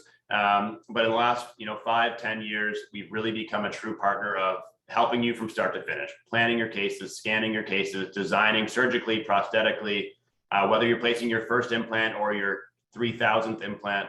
We would encourage you guys to reach out. We've taken a huge leap in the digital workflow, really helping clinicians, both GPs and specialists, integrate digital in their practices at any step of the journey, whether they are advanced and looking to get into milling and printing or just getting started on intraoral scanning. You'll learn a lot from Milan today on getting started in that journey and what the true beginning of that pathway is, which is intraoral scanning. And then kind of on the salesy side of it, it's the end of the year. So we always have great promotions, whether it's intraoral scanners, printers, mills. Please reach out to Milan, myself, anyone in the Straumann ecosystem, because we have some phenomenal promotions on intraoral scanners and digital software finishing up the year. So thank you to Tia, to Tori and all your group, Dr. David, phenomenal, the other sponsors, and of course to Milan, who always puts on a great lecture. So everyone have a fantastic weekend, and thanks for letting us be a part of it. Hey, Alex, like I said, we love to work with you guys. You make it easy, okay? And at first, I thought you were on holidays, and they said, no, you might not come in. I said, okay, I'm gonna give Milan the choice, or else I'm gonna take over the marketing for Straumann, because the last time I talked to Milan, I said, Milan, but you guys also have printers, you sell resins, you have milling machines, I think we should, talk about this a little bit more, so whenever we get into our launch preparatory meeting for next year, I think we should talk about it, Alex, because, some people ask me, do they still have the resin? Yeah, they do. So I think we should do that, but I thank you very, very much for everything you do for us. Okay, and of course supporting the MIT. Now, here's my friend Milan. Milan, how are you? You ready to go? I'm ready to go. How's it going? Good. Let me give you a little bit of background on Milan. Of course, he comes from a dental technology background, which is expanded, with CAD/CAM knowledge and digital knowledge. He's a graduate of George Brown. Okay, he's an RDT. He has worked for small, mid-sized, and large lab environments throughout his career. He spent 6 years working in a GP office on an on-site lab, which is a big movement happening now in Canada too. Originally it was only in Europe. These things were seen in Germany and in Italy, but now there's a movement over here too. He developed his understanding for restoring prosthetic from a clinician perspective, where he developed also higher understanding for implant cases. Milan has over 9 years of CAD/CAM experience, more than 6 were spent learning and developing digital workflows between the lab and the clinic.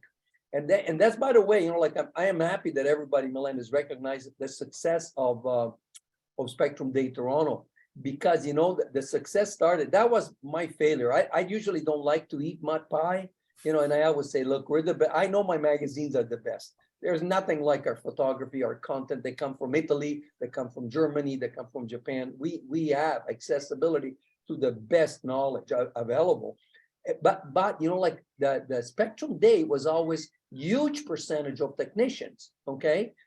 Because, we grew up on the dental technical side, okay? Percentage-wise, we get 90% of technicians in Ontario participate, some from Canada. But then when digital workflow started, all of a sudden, the insurers came in big time, and now the dentists are coming in big time. And so all of a sudden we have 2,000 attendees, 2,002 attendees that participated. Next year, I want to go for 3,000, and mark your calendar, Milan, because I'm going to ask you to speak there. Sure. Okay. So Milan is familiar with technologies, including Nobel Procera, Dental Wings, Serona, CEREC, 3Shape, okay, Labs and Trios, and iTero. And since 2018, now time flies, Milan. He's been working in the lab division with Straumann Group. I'm gonna give it to you. Today he's gonna talk to us on why intraoral scanner is the gateway to practice growth. Milan, it's all yours, my friend. Thank you. Thank you, sir. Appreciate the introduction. And thanks, guys, for joining us this morning. Let me just, who can share? I think you need to give me ability to share here. Here we go. You are a co-host already, so you Yes, should be okay. perfect. There you Awesome. go. Yeah. Awesome. Just get this going. And just to comment on the comment you made about next year, there's a lot of stuff, a lot of content that I'm working on that I'm piloting this year. So next year, we're going to really blow it out of the water. I mean, intraoral scanning definitely is the gateway to practice growth, but next year we'll really dive more into all of the different technologies and the workflows and how they all are pieced together. So I'm excited to do that with you next year and looking forward to it. Okay, so yeah, as Tori said, today's presentation is on why intraoral scanning is the gateway to practice growth. And just kind of want you guys to think about like all the things that we do to day, like the guided surgery, full arch restorations, zirconia, custom abutments, all that good stuff. It all really starts with intraoral scanning. And sort of, I guess the analogy that I could use, I just came up with this morning, is like, imagine like your phone or your laptop or your smartwatch or, a tab, whatever, right? All of these things are great. We do a lot of things with them. We can't live without them. But what would they all be if we didn't have internet access, right? So without internet, for example, we wouldn't be able to use a lot of these technologies. So very similarly with dentistry, it all kind of starts with the intraoral scanners. We wouldn't be able to do a lot of these things if we didn't digitize our patients' data sets. So let's get right into it. A little bit about me. I know Tori did an introduction, so I'll kind of skip through this. This is a picture of me working at that lab, the lab that was at the doctor's office. And this is me. I think I'm working on a custom abutment here. Okay, so let's take a look at our agenda. So obviously we're going to look at data acquisition today. We're going to look at sort of the old school method, which is the full analog method. We're going to look at the hybrid workflow, which I would say has been around for probably about a decade, with labs digitizing the analog workflow. And then, of course, the full digital workflow with an intraoral scanner. We're going to do a little demo for you guys. And then we're going to kind of talk about implant procedures and the challenges and sort of the traditional workflows versus digital workflows. Of course, immediacy in implant dentistry, which is a huge hot topic. And then, of course, the financial impact, which is obviously very important. So let's look at data acquisition. So, of course, we're going to look at the traditional impression method, the hybrid method with a lab scanner, and of course, the intraoral scanner method. So we'll start off with the analog method. So how does it usually work? We're all pretty familiar with this. We've been doing this for a very long time. Doctor takes an impression of a crown or whatever it is that they're restoring. They'll call the lab sends a driver to pick it up. The lab then will pour up the impression. They'll, of course, generate some sort of a model. If it's a crown and bridge case, they'll cut it, section it, ditch it, articulate it. Of course, there's going to be a wax up process for whatever it is that we're restoring. At that point, once our pattern is made, then we have to basically turn it into metal or lithium disilicate or some sort of a material.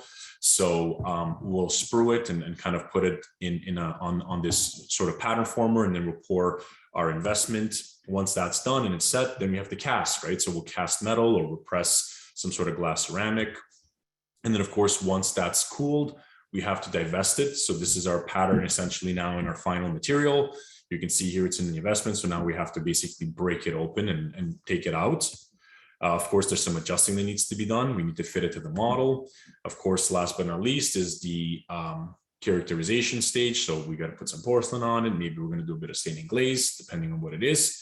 And then, of course, it goes back to the dental office. So, I mean, like I said, we've been doing this method for quite some time, and it's worked. But let's take a look at sort of some of the disadvantages of this method. So let's look at the accuracy of traditional analog methods. So we'll start off with the impression first, right?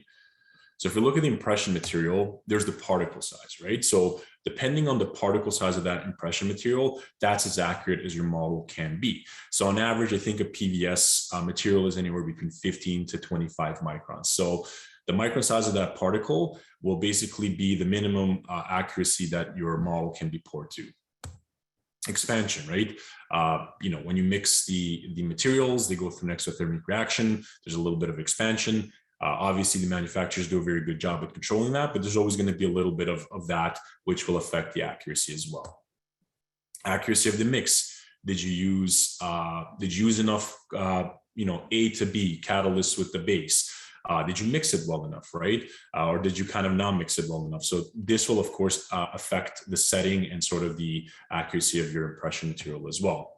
The disinfection process, right? You sent this to the lab.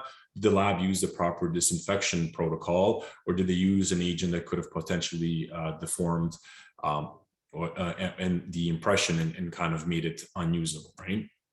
And then, of course, handling of the impression, right? One of the analogies or examples I use is triple trays, right? Triple trays are great impressions. They capture the quad, they capture the lower, the upper, and they essentially establish a bite for you. The challenge, and I'm sure you guys have done this, have found, is triple trays tend to kind of be squishy, right? There's not a lot of rigidity in them. So a lot of times when labs are pouring this up, and I was definitely a victim of this, we would like to kind of border the impression. So when we pour it, the stone doesn't just leak everywhere, because dye stone tends to kind of mix pretty wet, pretty runny. So what I found sometimes is that if you're not careful and you put a little bit too much pressure on that impression, you can actually distort it. And then basically once you distort that, everything from that point on is inaccurate, right? So it's another important thing to consider. So handling of the impression. Let's talk about shipping, right? Temperature change. So from personal experience, how many times has it been like a cold January, February, doctor requests say night guard, driver picks it up at, let's say, 4 o'clock in the afternoon. They can't deliver it to the lab on time because it's busy, a lot of traffic, whatnot. So they bring it the next day. But what ends up happening is the box stays in the car, and over that night it drops below 0. So they come back the next day and you look inside your alginate and there's literally frost inside of it. And of course, this ice essentially expands and completely distorts the impression. And now it's no good and we have to do it again, right? So temperature change is a significant factor that can affect accuracy of your impression.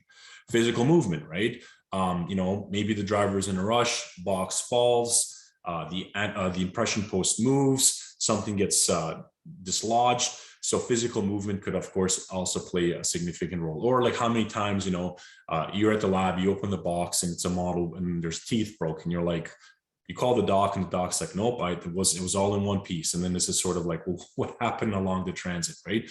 So of course, movement plays a huge role. Model processing, right? The models themselves also have a particle size, the grain size of the dye stone or the gypsum of the plaster. So whatever that particle size is of course going to be your minimum accuracy.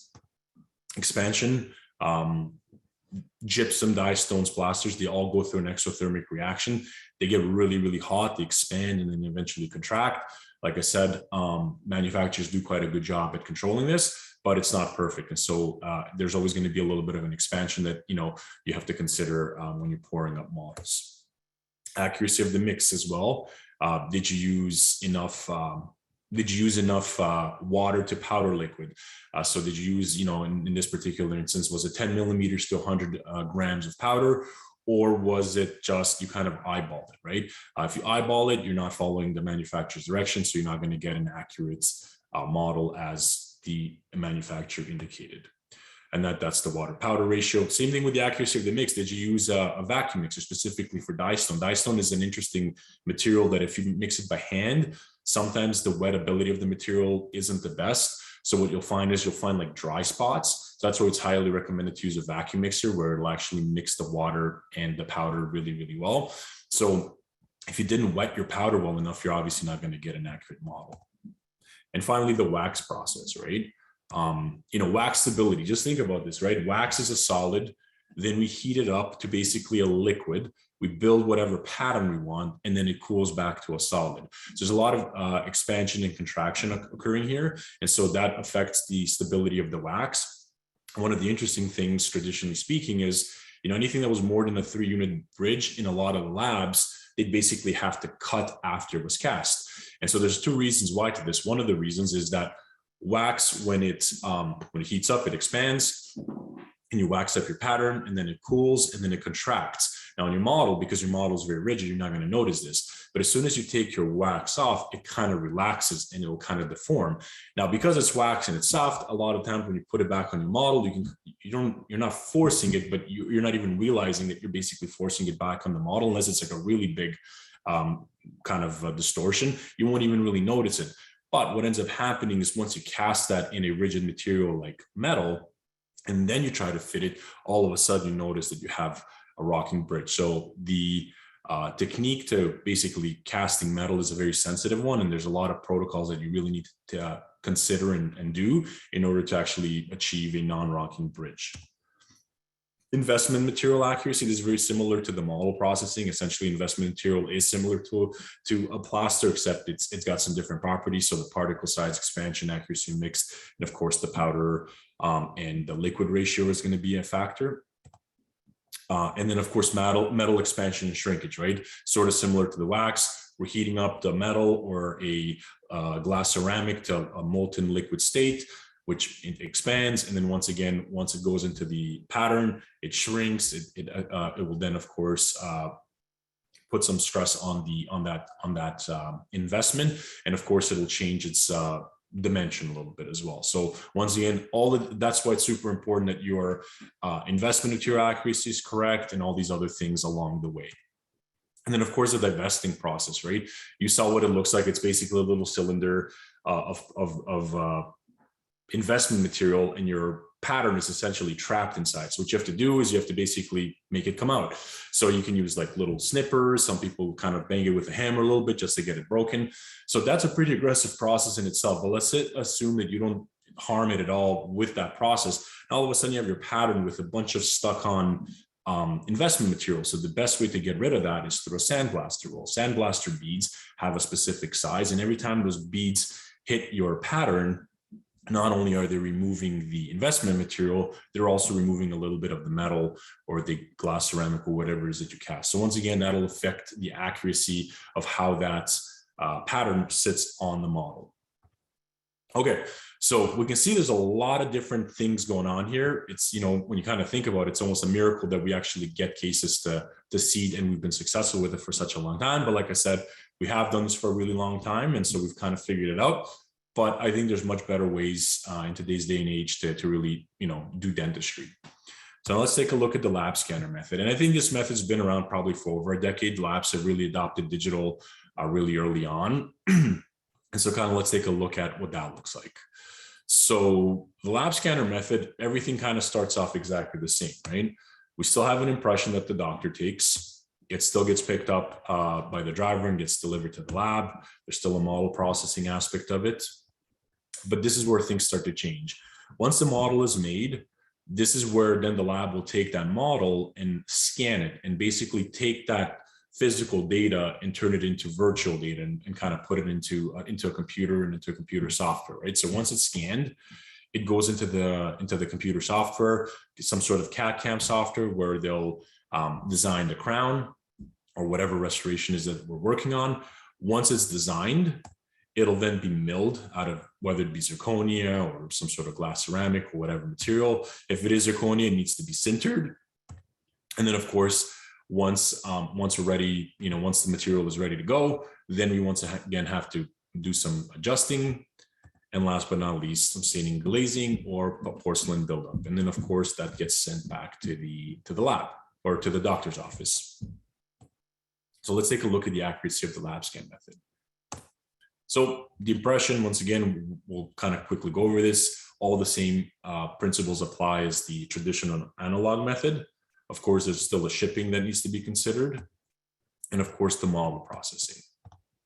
But this is where things really start to change, right?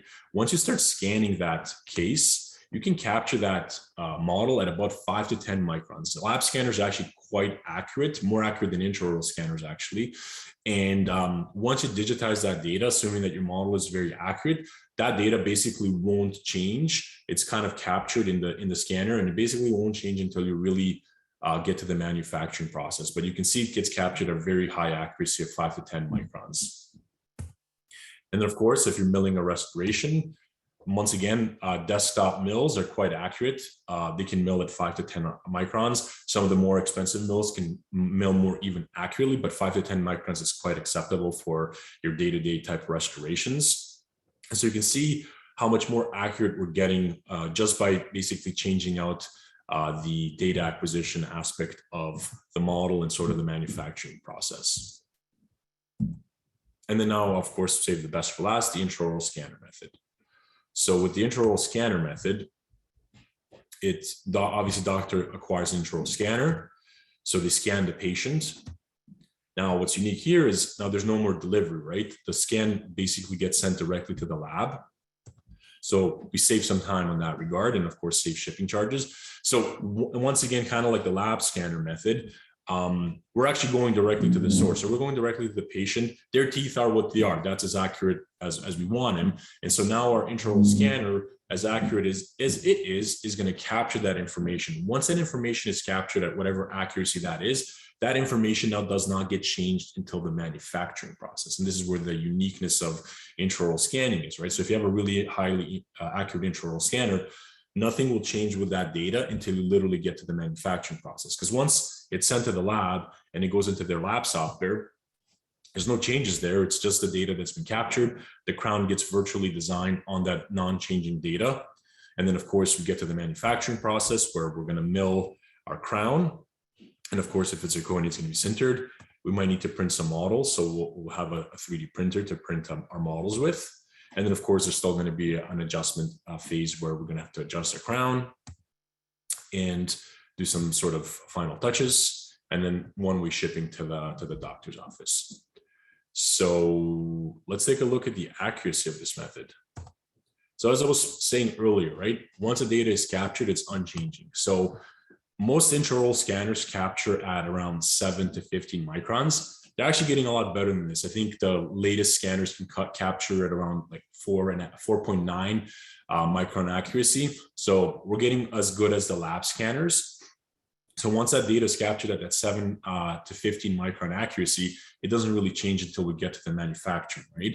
And now we kind of think about the impression material, which just the particle size of the impression material is like 15 to 25 microns. So just on the data acquisition side, we've significantly increased the accuracy, not to mention all the other steps that we're avoiding where we're increasing inaccuracies with the analog method. Of course, printers, desktop printers nowadays print at 30 to 75 microns, which is once again quite acceptable. Obviously, they're getting more and more accurate, and we do have more expensive printers that can print at a much higher accuracy. And then, of course, last but not least, our mills are quite accurate as well. So like, I think the average acceptance of tolerance for restoration in dentistry is about 110 to 120 microns. And we can see that we're significantly lowering the tolerances there with intraoral scanning, because we're doing everything digitally and we're keeping things a lot more accurate. So what are the benefits to the dentists with intraoral scanning? Well, obviously less adjusting, right? If we're getting more accurate restorations, that means hopefully there's no adjusting, but you know, it's not a perfect rule. So there might still be some adjusting, but definitely a lot less adjusting. From personal experience, when I worked with a doctor for 6.5 years, we really got it to a point where we had such a good workflow that I'd say 8 out of 10 times he was able to put the crown in with no adjusting. And in the odd occasion, he'd have to pick up his handpiece, and he would joke about, you know, taking him, 2 to 3 minutes to adjust the crown to have it seat or adjust the bite, which, we always laughed at, because on average, it takes about 20 to 30 minutes in dentistry for a doctor to adjust a crown, a traditional crown. So obviously much less adjusting. And so what does that mean? Well, that means less chair time, right? So if you can see your patients in half the time, then of course that's pretty significant,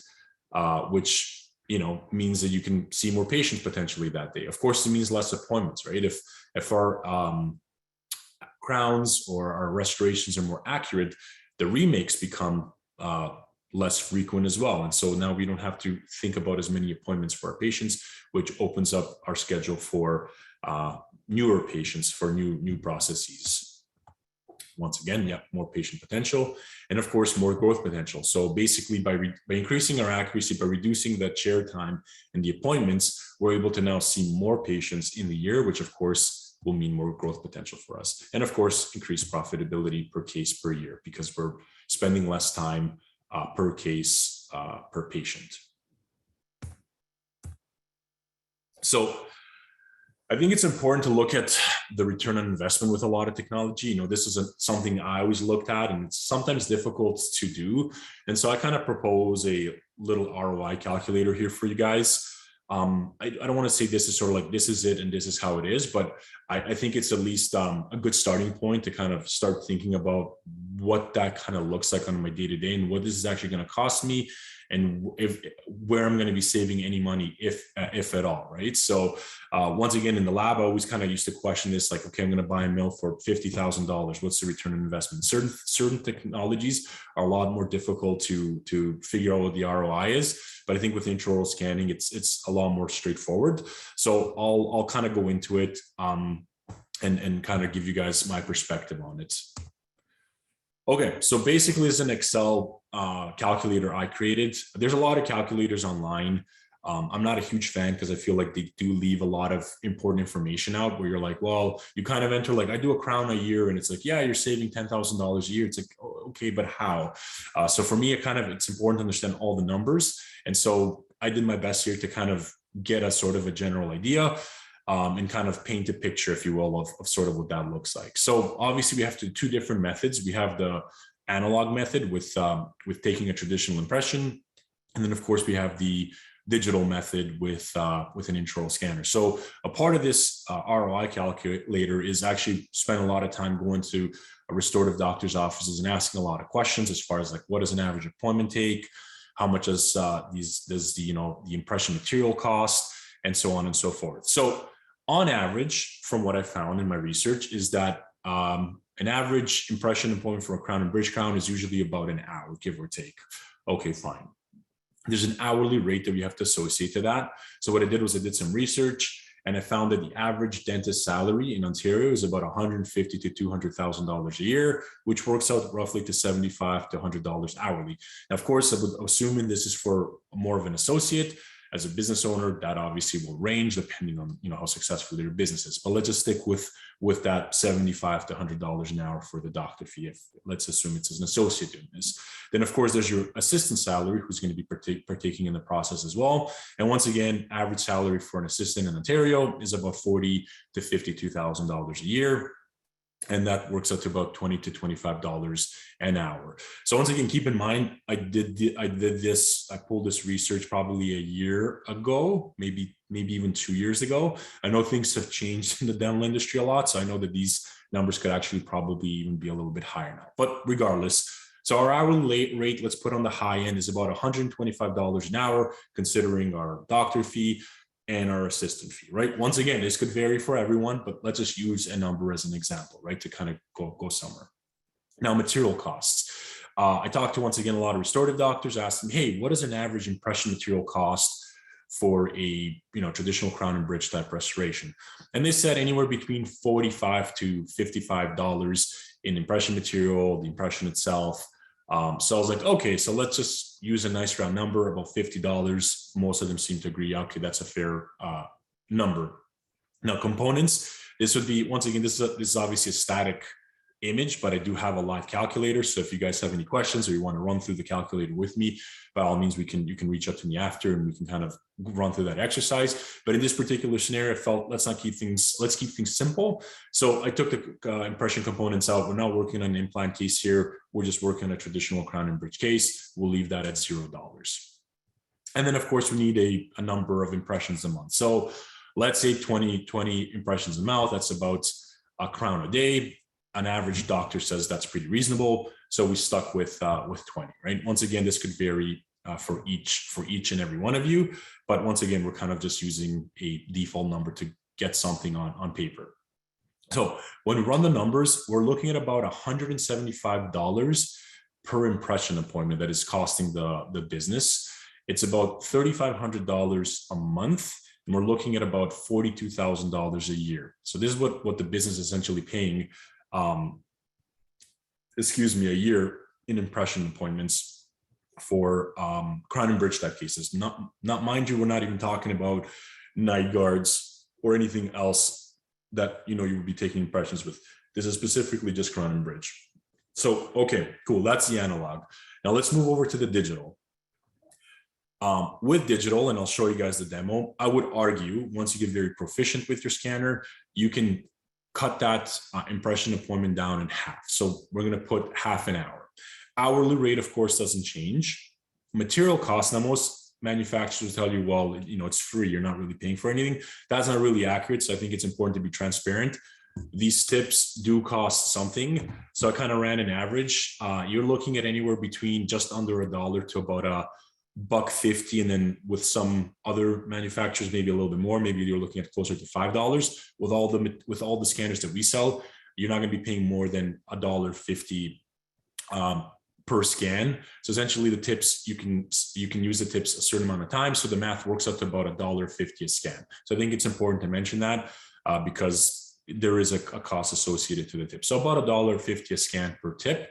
Of course, there's no components because we're keeping this simple. And of course, the impressions per month don't change because, we got to keep apples to apples, right? So once we crunch the numbers there, we're looking at about $64 per impression appointment. It's going to cost us about $1,280 per month and about $15,360 a year. So already we can see a huge difference in cost. So now if we go all the way to the right side of our page here, we can kind of see the differences. So analog versus digital. So obviously green is the savings. So you're essentially saving about $111 per impression appointment with digital. You're basically saving about $2,220 per month. And you're essentially saving about $26,640 a year. I like to mention that about a year or so ago, intraoral scanners are expensive. You're looking at spending tens of thousands of dollars.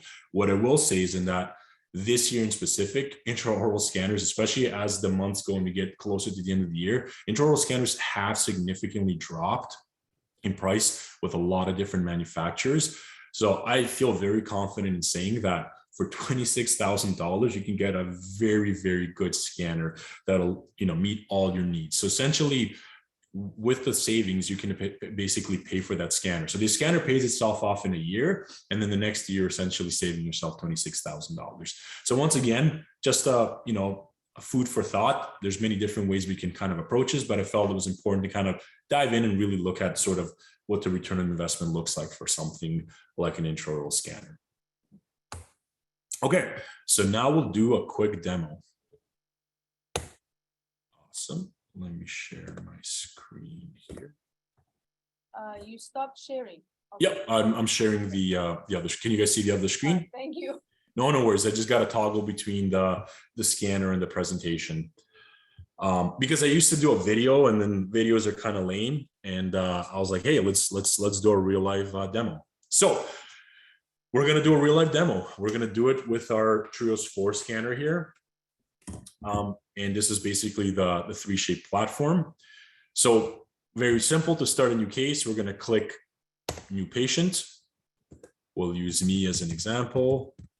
There's a bunch of information you can fill here, like patient ID, birth date, email, notes. Really, all we need is the first and the last name. We're going to click add. Now, once again, it's going to ask us, what do we want to do with this case? So in this particular scenario, I'm going to send this case to my lab, which I have a lab here, Milan Jovanovic Dental or lab. So we're going to pick the lab that we want to send this case to. So we're going to choose. Okay, and it's basically going to open up a case setup page. Essentially, this is just a prescription, like a traditional lab script. We're going to be working on this model today. We have our 1.6, that's an implant crown, and we have our 2.3, that is a traditional crown and bridge type crown. So we're going to basically select what we want to do. So we have all of our indications here on the left-hand side. So we know these are single units. So I'm going to choose single unit. Now it's going to ask me what kind of restoration it is. So we'll do the 2.3 first. So we'll say crown and preparation, because that's what it is.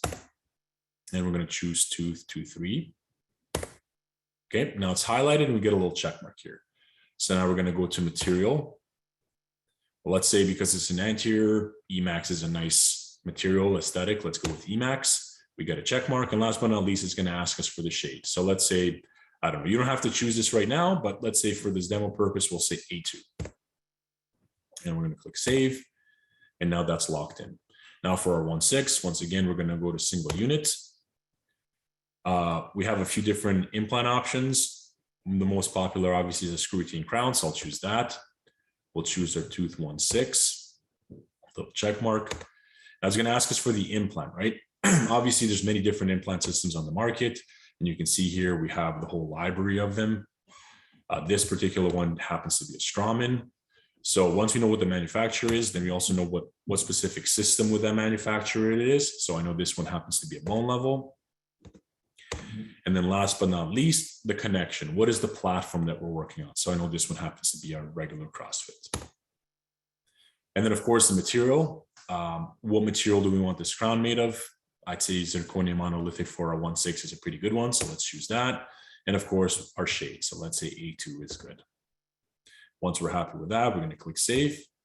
We're pretty much done.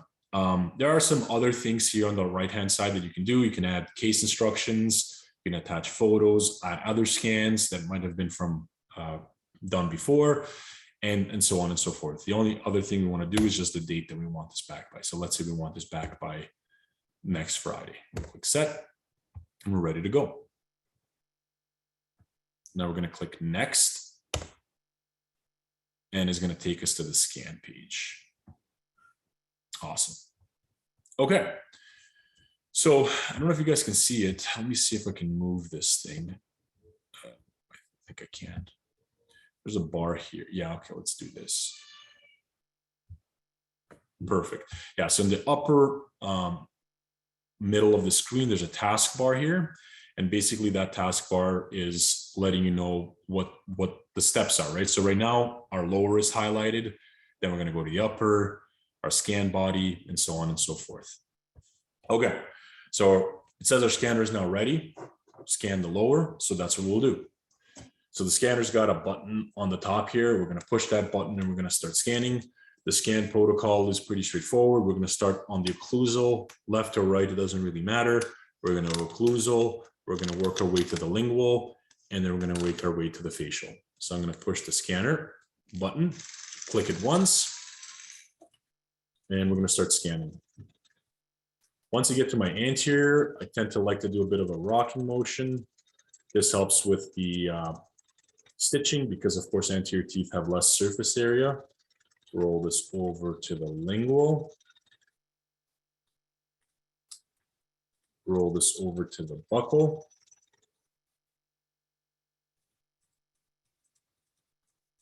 Once I get here, of course, I can't keep going past the patient's cheeks. So I'm going to rotate my scanner. Find a familiar spot and keep going. And we're done. So in the top right here, move this as well, in the top right here, we can see that it took us 42 seconds to scan that lower arch and about 507 images. Now, if you observe here, wherever it's something like this, where it's just, there's no data, like this white spot here, that means you haven't captured any data. If that's a critical spot, highly recommended to go back. All the little green areas are areas where there is some data and the software is essentially indicating, hey, this data might not be 100% accurate, but I can fill it in. Is this important? If so, go back and scan it. So for a clear aligner, you might want to do that. But this happens to be an opposing, so we really don't need those interproximal contacts. So we're good to go. But just for demonstration purposes, let's say I wanted to capture this third quadrant. All I do is start my scanner again, go back to this area of interest, and the scanner will automatically remember where it is, and we can fill in these spots. Now, another cool thing about this particular scanner, especially from an infection control perspective, this button here can also be used to navigate through the menu. So if I push and hold it down, it's going to open up this menu. So I can go into inspection mode and I can actually, in inspect my model. This is obviously very useful if we don't want to touch the keyboard anymore, because now we're dealing with a patient, we're in their mouth, so we don't want to be cross-contaminating, right? So I can use this for this purpose. And then of course I can hold it down again, go to the right, and we can go to the next page. So now we're going to scan our upper. So right now we do have our healing abutment in place, and I will show you guys how to capture the emergence profile, which is obviously of some importance in specifically in the anterior. So once again, we're going to start on either side. We're going to start on the occlusal, work our way. Once again, once we get to the anterior, do a little bit of a rocking back and forth. I'll roll over to the buccal.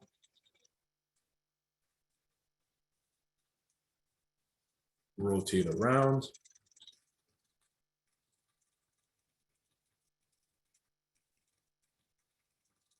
Work our way over to the palatal.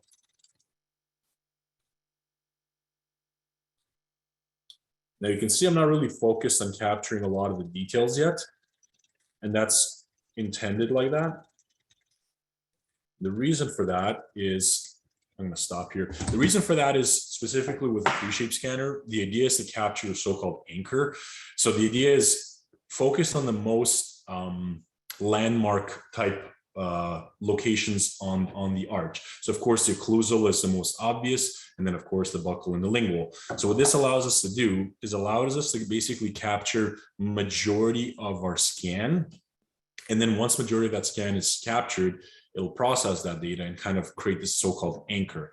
Now, everything that we scan post that will be attached to this anchor, but our anchor is sort of the most accurate data set. Now, the problem is if you focus too much on capturing the details as you're creating your anchor, there's a higher chance of distortion. So this is why it's highly recommended occlusal, buccal, lingual, or lingual buccal for the lower. And then we'll focus on the details. So yeah, we can definitely see some details are missing, but I'm going to leave those empty for now because I also want to demonstrate another feature here. So in the bottom here, it's asking us to mark tooth 1.6. That's highlighted. So I'm going to click right here on my tooth 1.6. Gives me a little check mark. And then it's going to ask me to mark tooth 2.3. So I'm going to mark tooth 2.3, and it's going to give me a check mark and then click done. I'm going to get this option here. It says 13 places with possible missing scan data detected near preparations. Please press here to show. So this is a really cool feature. Essentially what we did was we placed our points on our teeth that we're working on. And what it's going to do is it's going to use those points and create like a circumference. And it's going to show us all the areas near those points where there's missing scan data. So if I click here, it's going to show me that mesial contact's missing. Here, this distal contact's missing, and so on and so forth. Now, not all the areas like this distal contact obviously isn't critical, but it'll create a radius around those points and show you all the areas. So now what I can do is I can go back and capture these areas that I need to capture. The areas that I don't need to capture, that's okay. I won't focus on those. So let's do that quickly.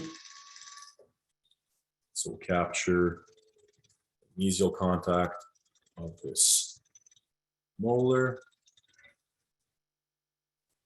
We don't really need these interproximals, but hey, why not? And then of course, our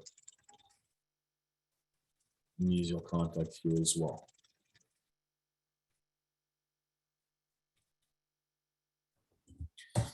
Now, the other cool feature that the scanner has is a zoom feature. So let's look at tooth 2.6 right here. I know we're not working on it, but it's an onlay. So what I'll do is I'll click on my zoom, and you'll see what's really unique about this is, let's say we were working on this. This is stuff we couldn't capture before with the regular scanning, but if you see the zoom feature, it'll actually zoom in and it'll really allow us to get in and capture these hard to reach areas. This obviously is very useful for those deep margins, for those teeth that have a lot of cavities and you really have to go sub G. So really nice feature that the scanner offers as well. And of course we have an HD photo, so you can actually capture images as well. So let's say we wanted to send a picture to the lab. Let's say something about this lateral or premolar. We're just going to push the button again, and it's going to capture this image here.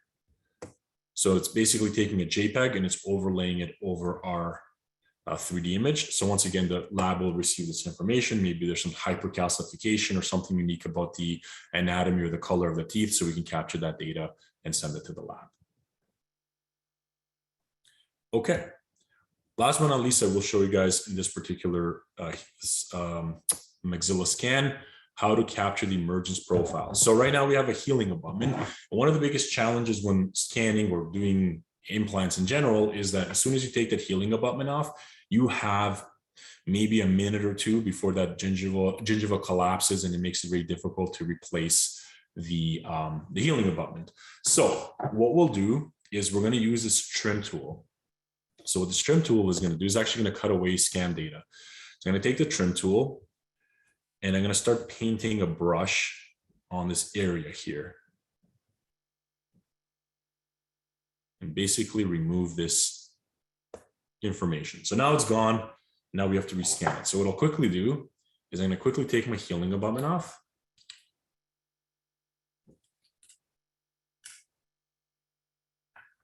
And I will scan the emergence profile.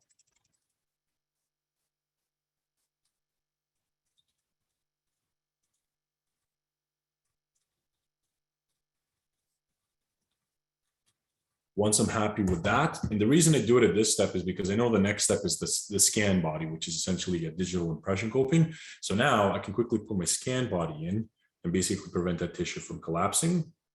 So I'm going to put that in.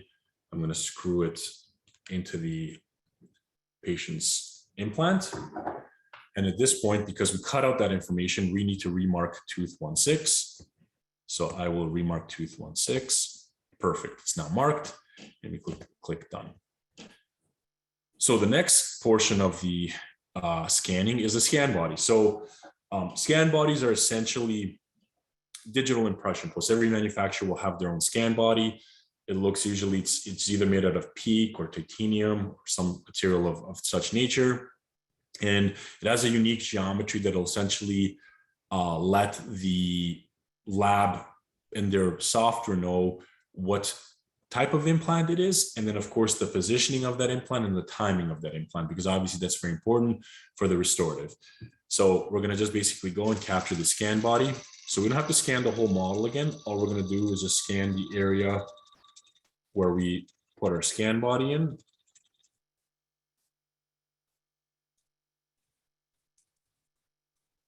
And we're done.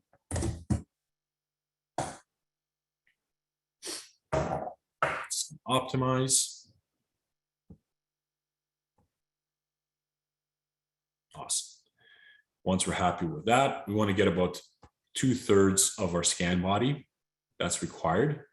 And then we're ready to go to the bite. So to do the bite, of course, we need to take our scan body out. So at this point, we're going to take the scan body out and we're going to replace it with our healing abutment.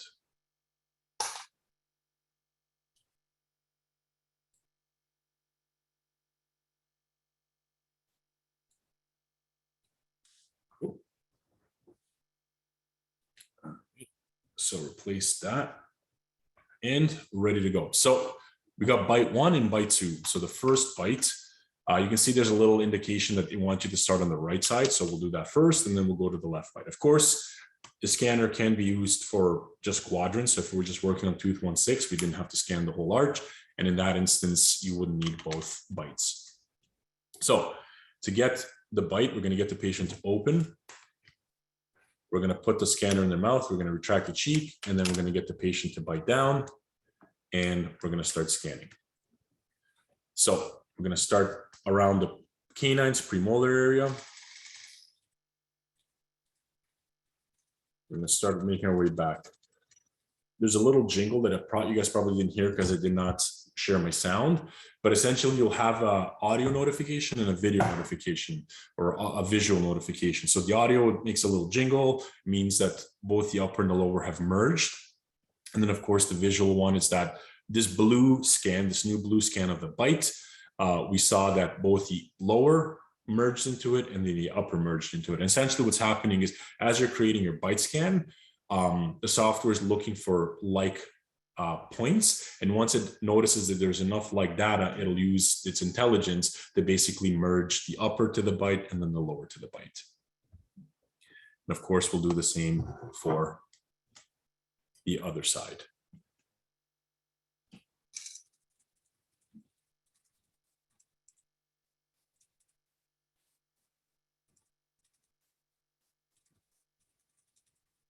Try this one more time.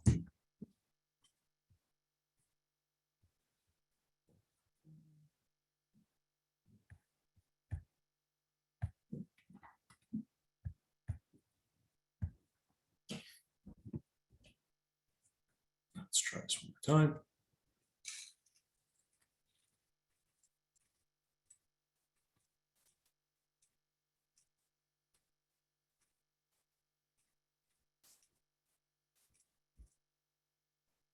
So we got our upper merged.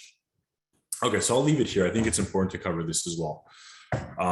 Every once in a while, especially in class 2 type cases, you'll capture your upper, you'll capture your lower, but there'll be a lot of over occluding with the upper on the lower. And so a lot of the buccal information won't be noticed in the bite. Now, in this particular situation, obviously we have an ideal case, but every once in a while, this will happen. And so I think it's a good time to kind of show what we can do. So in those difficult, challenging cases, all we have to do is mark like points. So we can see that our upper merged, but our lower didn't. So we're going to use our bite here, and we're going to find a like point on our bite and a like point on our mandible, and basically help the scanner merge the data. And look at that, success.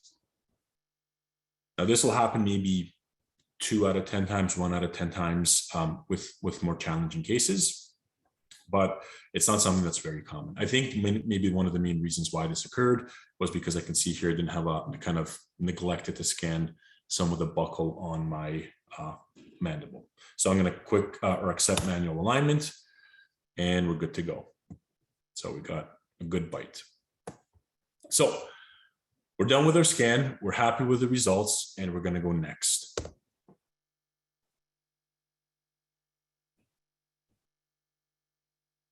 So I'm going to move this tool here again. Okay, so we have some tools available for us here that we can look at before we send this case off to the lab. The first one is direction. This is essentially like a path of insertion. It can also be used as essentially a 3D surveyor. So right now we can see that there's this green arrow here that's sort of some arbitrary path of insertion. So for example, if I wanted to look at the path of insertion for this particular crown, maybe there was a lot of cavities, a lot of pitting, it was a difficult crown to prep, and I want to see if there's any undercuts. I'm going to kind of position this in like looking down as if I was the surveyor, and then I'm going to click use view. And it's basically going to give me all the undercuts, assuming that we're looking down at a 90 degrees. So when I rotate this, we can see we have some undercuts on the distal of that lateral, a little bit on the mesial of this premolar, but no undercuts on the tooth. So we're good to go. There's a margin line tool. I wouldn't really waste too much time with that. The clearance tool is quite useful. So this tool is really useful specifically for crown bridge in this particular instance. So what I'm going to do is I'm going to click switch view, and it's going to allow us to see a heat map of the occlusion. So we can see here wherever it's red, obviously we're in occlusion, and everything above red from orange to yellow to green, it's not an occlusion, but there's a specific distance, right? So if we look at our prep tooth here and we look at the green, this is basically how far away our opposing dentition is from our prep tooth. So if we go to this chart here, we can see that that's about a 1.5 to 1.75 millimeters of space. So for Emax restoration, we're good to go, not a problem. But let's say we were hitting around yellow or orange, then we would know, hey, we either need to reduce a little bit more, or if we can't reduce a little bit more, we can then make it a decision of choosing a different material, like maybe zirconia or a metal lingual. So really good tool because it saves a lot of time. When you send the case to the lab doesn't have to articulate and see that there isn't enough space and then go through that whole process. You can see right away before you ever send the case to the lab. And then of course, shade measurement. And so we'll focus on tooth 1-6 right now, and we can put a marker down. We can add an extra one, and we can basically look at the shade that we have. So this happens to be A1. It comes with both Vita 3D and classic shade guides. And of course, we'll go to tooth 3 as well. And we can also add stump shades too, which is really cool and unique. So this happens in ND2. For those of you who are familiar with stump shades, they're really useful for EMAX crowns. And so stump shade is really important because it'll let the lab know what specific ingot or block they need to use to restore that crown. Okay. And the last process is the post process. This basically is going to take all that data and clean it up. And it's basically going to fill in all those green areas where the software is like, hey, I'm not sure about this data. It'll fill that area in and give you a sort of a completed post-process scan. It's now, it looks very good, and it's going to be, it's essentially in a format that can be now sent to the lab. So we can stop sharing here for this, and we'll go to, actually, no, let's just give it a minute. Usually this takes about a minute and a half. And like I said, it cleans up the data. It creates a solid upper, solid lower, and 2 solid bites, and basically creates sendable files to the lab. It also, like I said, cleans it up and makes it look a lot nicer, because when they're in the raw form, they don't look what they actually look like once they're post-processed is actually what the scanner actually captures. So I think it is important for you guys to kind of see the difference here. So let's do that quickly. And we're almost done here.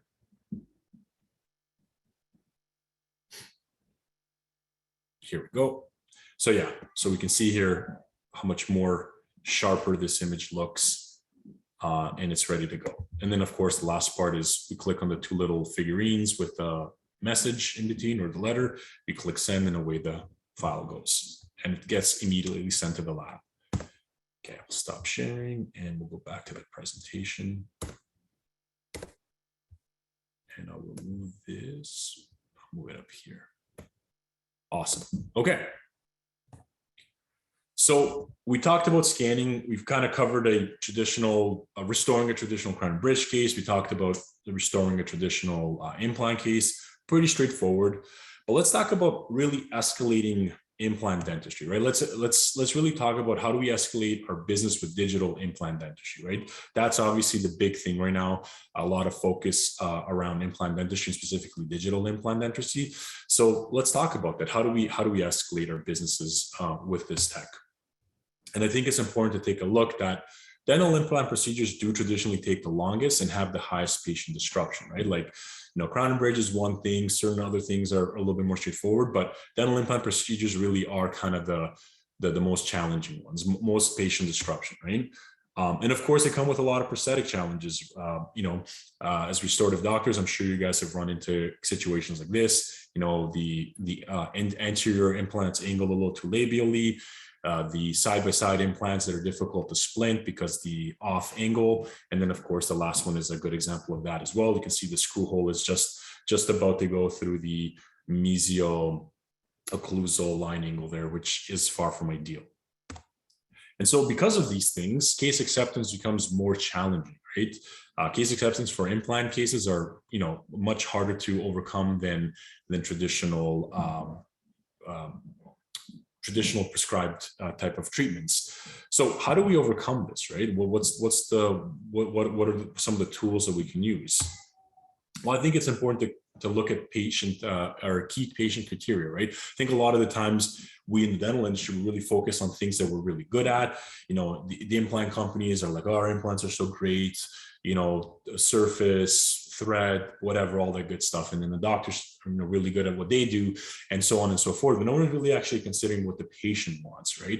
And I think that's at the end of the day, the customer, right? So what does the patient want? What are the key criteria? Well, they want aesthetics, right? They want to look nice. They want to be restored to a level of confidence that they feel proud to go out and, into the public and into a restaurant and actually be able to be presentable, right? Function. not only from an eating perspective, but also from a speaking perspective, right? Sometimes, missing dentition can really impede your speech. So function is another really important criteria for patients.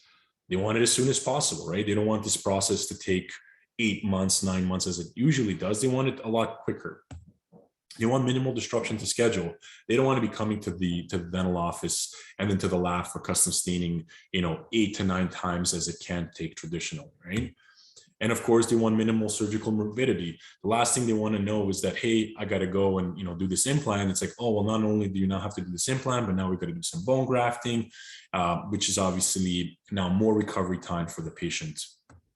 And of course, cost, right? Cost is going to be a big factor as well. But I would argue that if you can meet the first 5 criteria, the cost doesn't become such a significant factor for the patient, because it's all about value and what the patient values. And if you can bring value and give the value to the patient on the things that they value, then they're willing to pay for it. So before we get more into dentistry, let's talk about some really successful businesses and their sort of business model. So Amazon Prime is a perfect example. Everybody uses it. It's a service where you go online, you order something, and it literally makes it to your house in 24 hours. If you have a Prime membership, free shipping, quite a convenient thing. I think just about everybody I know uses it. Uber, really revolutionized the taxi industry. I had to actually go to the airport a few days ago, and I remember I was like, oh man, it was like 6 in the morning, and I opened up my Uber app, and within a minute there was an Uber driver available. He was 800 meters away. So super convenient, very quick, very easy to use. And of course, Instacart, this was a huge service that was really popular during the peak of COVID. People didn't want to go out to do grocery shopping. So, Instacart, you go online, you pick what you want in your cart, and somebody delivers you your groceries. And of course, Netflix, right? Long gone are the days now of, having to be in front of your TV screen on a specific day at a specific time to watch your favorite show, because now you can watch it on Netflix whenever you want. And not only that, not only you have to wait every week for a new episode to be released, Netflix releases usually a whole season all at once. So you can watch it whenever you want and binge watch as much or as little as you want as well. So all these services did something really cool, and they're all very popular and very successful businesses. So what are those things? Well, I think the big thing that these 4 companies do really well is they're really focused on the customer. They offer customer-centric services. They offer things that the customer really values. And how do they do this? Well, they do it through immediacy, convenience, and easiness, right? Immediate, like I said, in less than a minute, I had an Uber. It was super convenient. The app is, you just download it, and I could just on my phone. I don't need to use some sort of a special platform. And of course, it's easy, right? They've developed the software that anyone can really use it, right? So they all provide these great things. So how do we apply the success of customer-centric services to dentistry, right? Like, obviously, no need to reinvent the wheel. How do we apply these things, right? Well, I think it's easier said than done, but it's by providing immediacy, convenience, and easiness to our customers, right? Let's do what Amazon's doing. Let's do what Uber is doing. Let's do what Netflix is doing. And of course, by providing prosthetically driven implant placement. So I think the kind of message here is, simply put, the patient just wants to leave with a tooth. The patient doesn't want to come into a dental office, have a tooth extracted, and essentially leave with nothing, with an empty space, especially if it's an anterior tooth. Because this is what they value. They're there for a tooth. This is what they're valuing. They're not really there for an implant. They're not really there for surgery. They're there for a tooth. So let's take a look at the implant procedures and sort of what the traditional workflow kind of looked like versus the digital workflow. So let's look at the traditional implant planning. And this is like labs' involvement in planning a case. I'm not talking about just a doctor looking at a case and kind of doing everything themselves. We're kind of talking about how implants were planned with a lab traditionally, maybe a decade ago. So of course, the doctor would take an impression and they would send it to the lab. The lab would pour it up. There's the model. At this point, they would do some sort of a wax up where they would set some teeth in an ideal position. They might make some sort of a matrix. And then from that matrix, they would develop a stent. So essentially the stent would be used, they would put holes through it, and essentially this would basically be used for pilot holes. So, you know, it was an okay system in the sense that, well, we kind of know where we want the teeth to go. The challenge with this is that the lab has no clue, you know, what's under those teeth. They don't know how thick the gingiva is. They have no idea where the bone is. If it's a mandible, they have no idea where the nerves are, but they just know where they want the teeth to go. At this point, they might also make some sort of a temporary shell for once the doctor extracts those teeth. And then, of course, they would send us back to the office. And these are some of the traditional ways of temporization, right? The first one, obviously, the infamous flipper, far from ideal.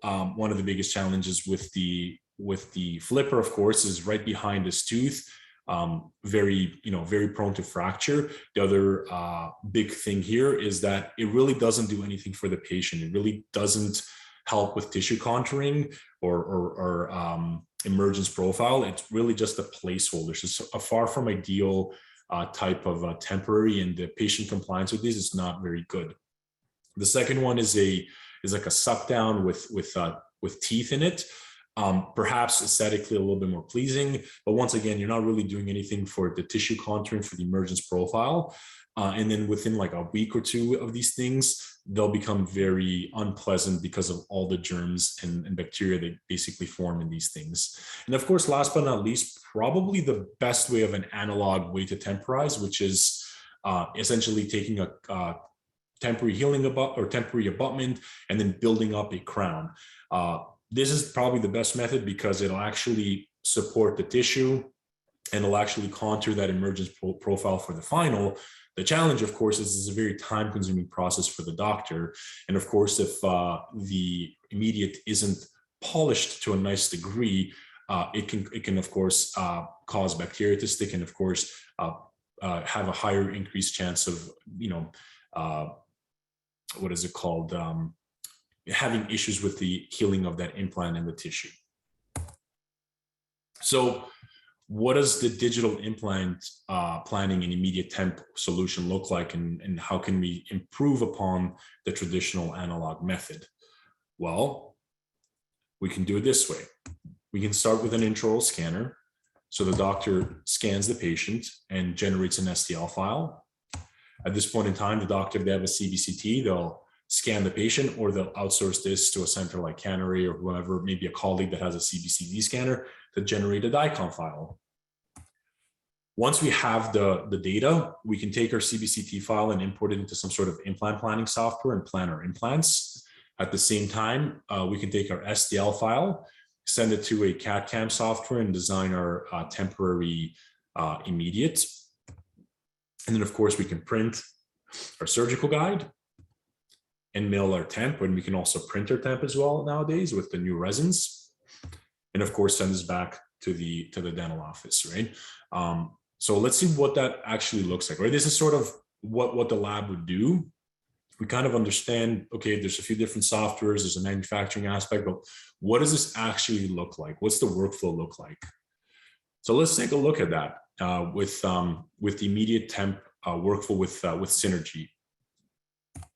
So this is proprietary specifically with this software, Co-Diagnostics, and with the software called Cures Visual. These are both Straumann products. So Co-Diagnostics is the implant planning software that Straumann offers. And then of course, Cures Visual is the CAD/CAM software that we have as well. So we talked about capturing the STL file. We talked about capturing the DICOM file. So what do we do with these? So on the left-hand side here, we import our DICOM file into our implant planning software, Co-Diagnostics. We basically segment, we remove the tissues, we segment the point of interest, which is the mandible in this particular instance. At the same time, what we'll do is with the scan that we got from our intraoral scanner, we will import the STL into our CAD/CAM software and start with a prosthetic design. So, and we're doing this at the same time. So the first thing we'll do on the Co-Diagnostic side of things, the implant planning software, we can see here in the purple, we marked our mandibular nerve. At the same time, on our prosthetic planning software, we placed an ideal tooth, very similarly to how the lab in an analog method would put a denture tooth in the most ideal spot where they want that tooth. That's exactly what we're doing here, but just virtually, right? So we have a virtual denture tooth sitting there. At this point in time is really where the magic happens, right? So we have an idea of where the nerve is, we have an idea of where the bone is, and we also have an idea of where we want this tooth to be, but we haven't really merged the data set. So through a thing called Synergy, which essentially connects the implant planning software and the CAD/CAM software, we are allowed to synchronize our data. So what's happened right now is when we create this connection, our STL file from CARES Visual, our prosthetic design software, gets transferred into Co-Diagnostics and merges with our DICOM data. So now you can see the STL file is perfectly matched with our bone data. Because this file gets transferred over, that crown that we designed also gets transferred over. So now it's basically sitting not only on the STL file, but it's sitting on our bone model as well. Okay, great. So now we have a floating tooth. At this point, we can plan our implant. So we pick our implant, we place it in an ideal position.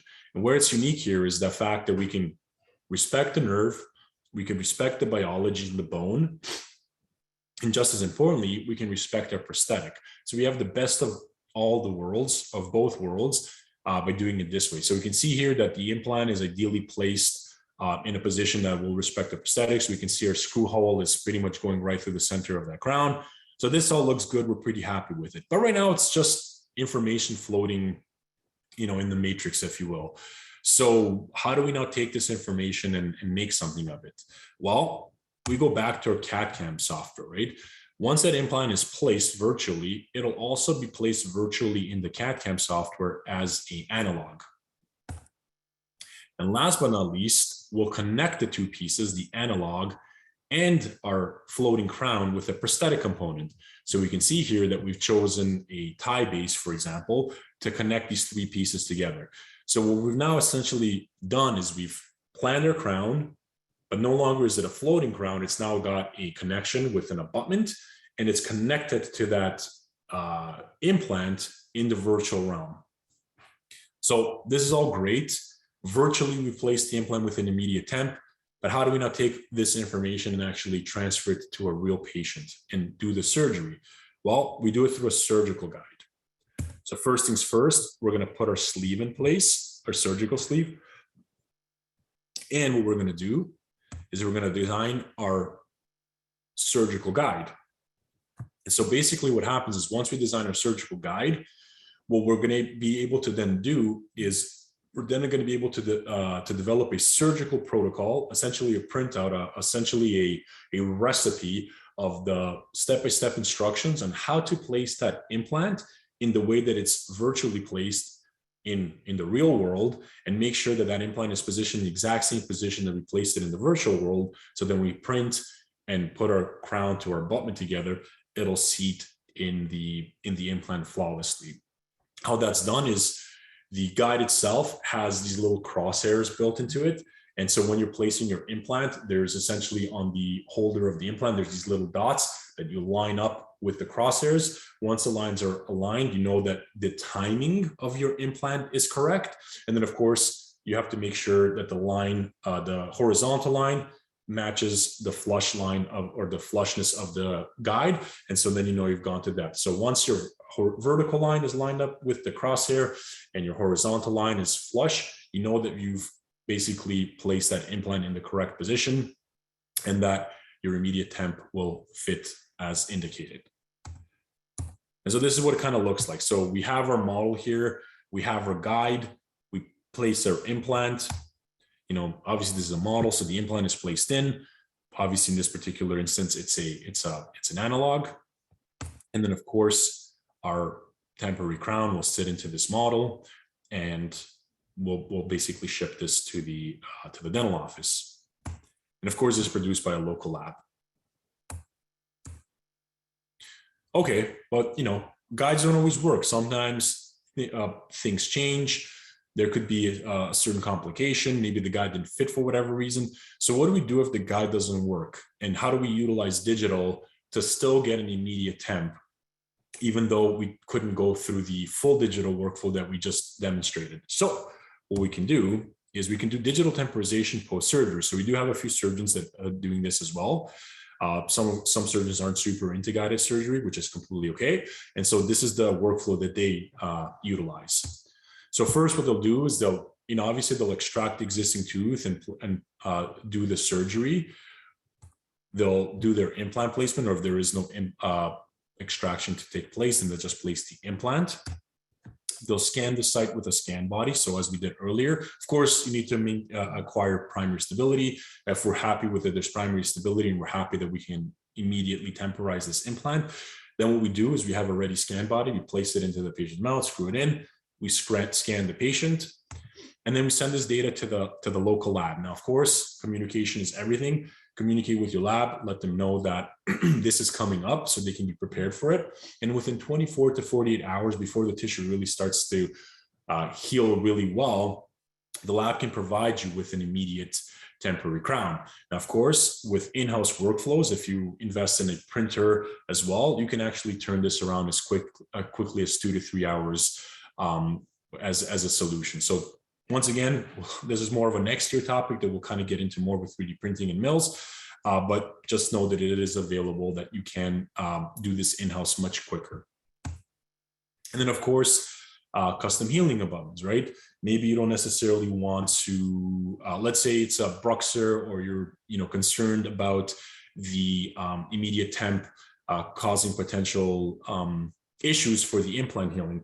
That's okay. What we can do is we can do a custom healing abutment, because we still want to maintain that emergence profile. So what we'll do is we'll build our temp or our healing abutment to full contour. And then what we'll do is we'll cut it down to basically the gingival level, as you see in this image here. And then so what we do is we have our little cap, or our little custom tissue former that we'll cement to our tie base. And you can see in image B, this is what it looks like. Obviously in an anterior, this might not be ideal, but this is obviously just for demonstration purposes. This might be more for a posterior type of case. So now you can see we're getting nice scalloping here, good tissue support. This is after the patient is healed, and we can see we have acquired ideal emergence profile. And then of course our final here, which is pretty significant. And you can see here, it looks beautiful, beautiful healing. You couldn't have told that the patient has had an implant placed. So what are the benefits of immediate temporization? Well, of course, aesthetics, which is one of the key criteria for the patients. Tissue contouring and support, right? This is obviously super important, because if we don't do that after the surgery, it'll collapse, and then it's very difficult to get those aesthetics. Preparing ideal emergence profile for the final, obviously buccolingually and mesiodistally. And reduced appointments, right? We by doing a fully digital workflow, we can reduce the amount of appointments that we see the patients.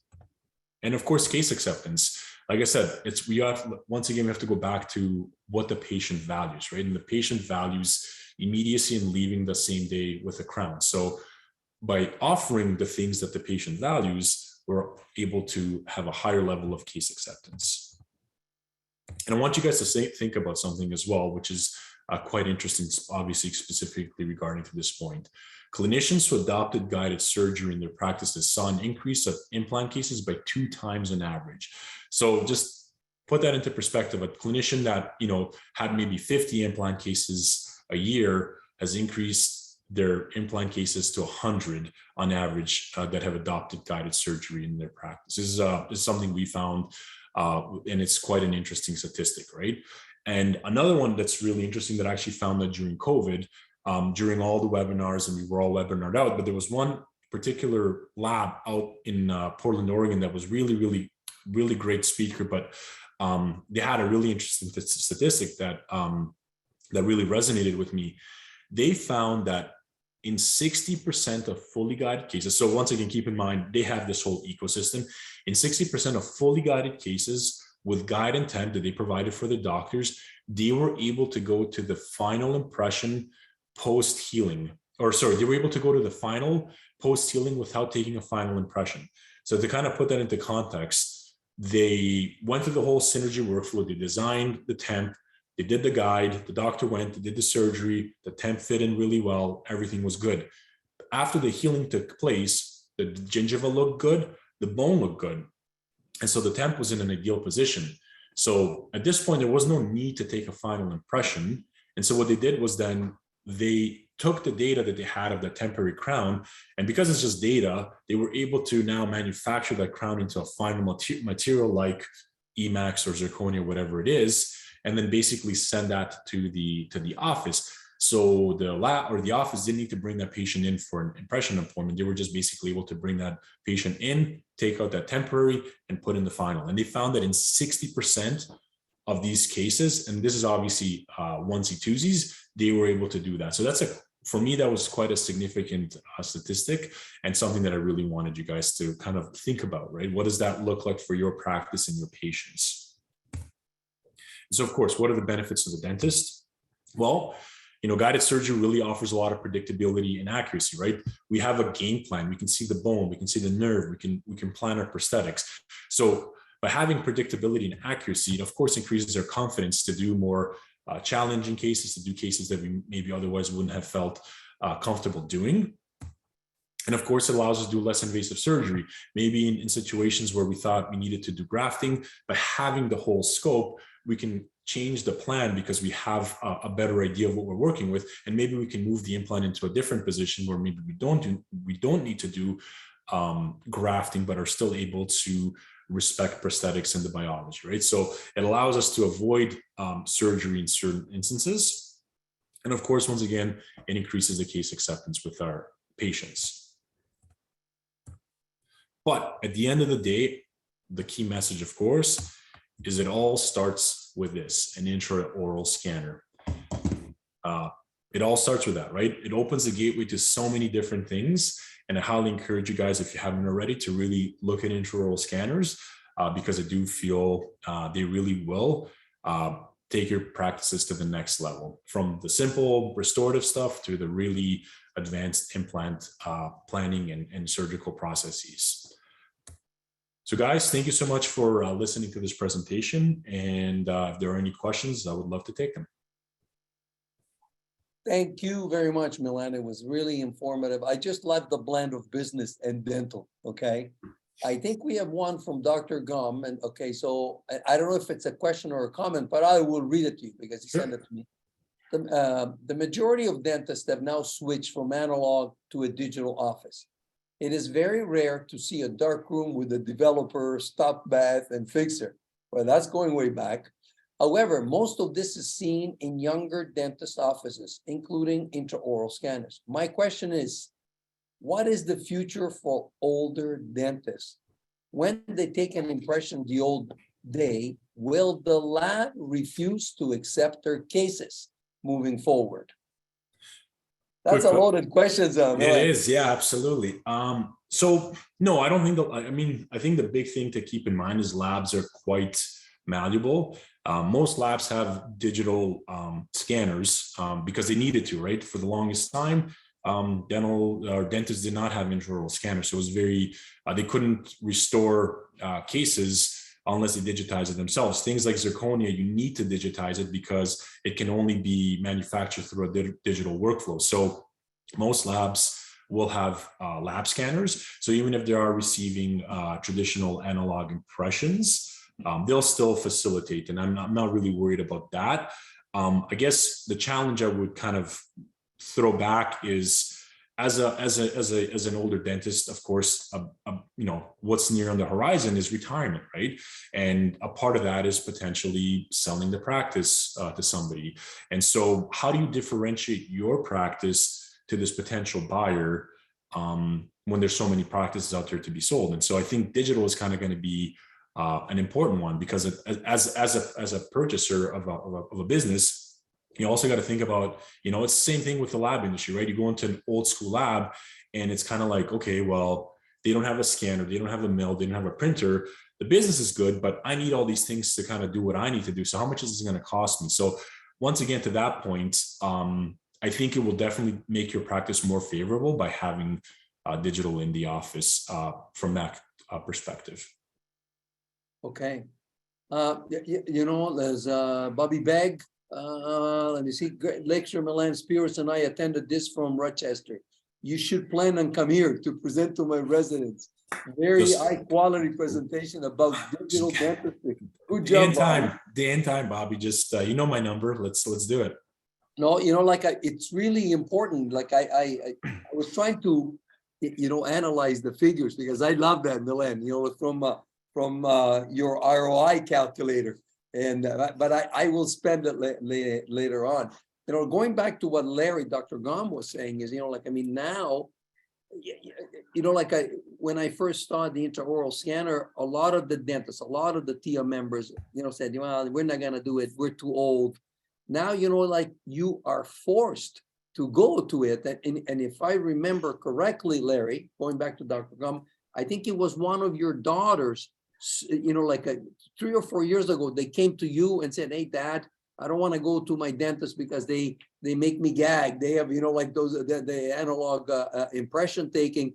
Do you know any dentist that has the magic wand? And I remember, Larry, you called me and you go, hey, Tori, do you know anybody that has the intraoral scanner? So now that's what's happening. The prices have come down.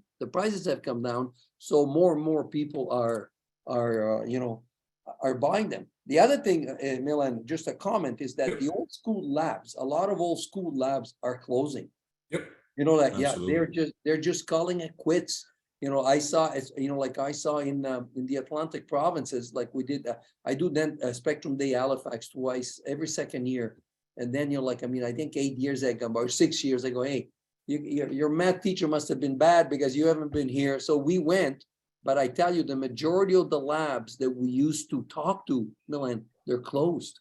They're done. There's some young labs, new labs that with young people, but they're digital, and they're growing like Allmark, and so on and so forth. But, overall, we had a great day. We had Lesley, David, we have Milan. I always love Milan because I love when you blend the business because really we are all businesses, Absolutely. And so I love the blend of business and technology, dentistry. And so I thank you. I thank Alex Fowler. I thank you guys. You should phone, you should phone, whether lab or dentist, you should call the Stroman Group and see where you fit into the digital workflow. And I'm sure they will help you get started, because they're still, they are still looking for, for help, to get in. There's still some people that haven't got in yet, believe it or not, Milan. So let's see let me see. There's another comment. I think it's Bobby Bag again. And Tori, all my residents here use 3Shape. It is one of the best things that happened to them. They really enjoy the simplicity and ease to use. This was supported by Stroman. So, that's really great because I don't know if Bobby's a Stroman guy, but he's really telling the truth the way it is. So, I thank you, we'll do it again. Absolutely. And I thank Alex, and we look forward to working again together. For my guys, for the family, keep in mind that we meet again November 18th. It's the last one, okay? And we have Dr. Silvio Mario Meloni. He's a PhD. He's going to be talking on horizontal and vertical guided bone regeneration and soft tissue management, okay? And scientific and clinical evidence of computer-guided bone regeneration. And then we have Sam Omar, and he's going to be talking by macro versus micro planning, bigger benefits and smaller risks in digital implantology. So I would like to thank all you guys. Have a great weekend. The weather is nice. And what can I say?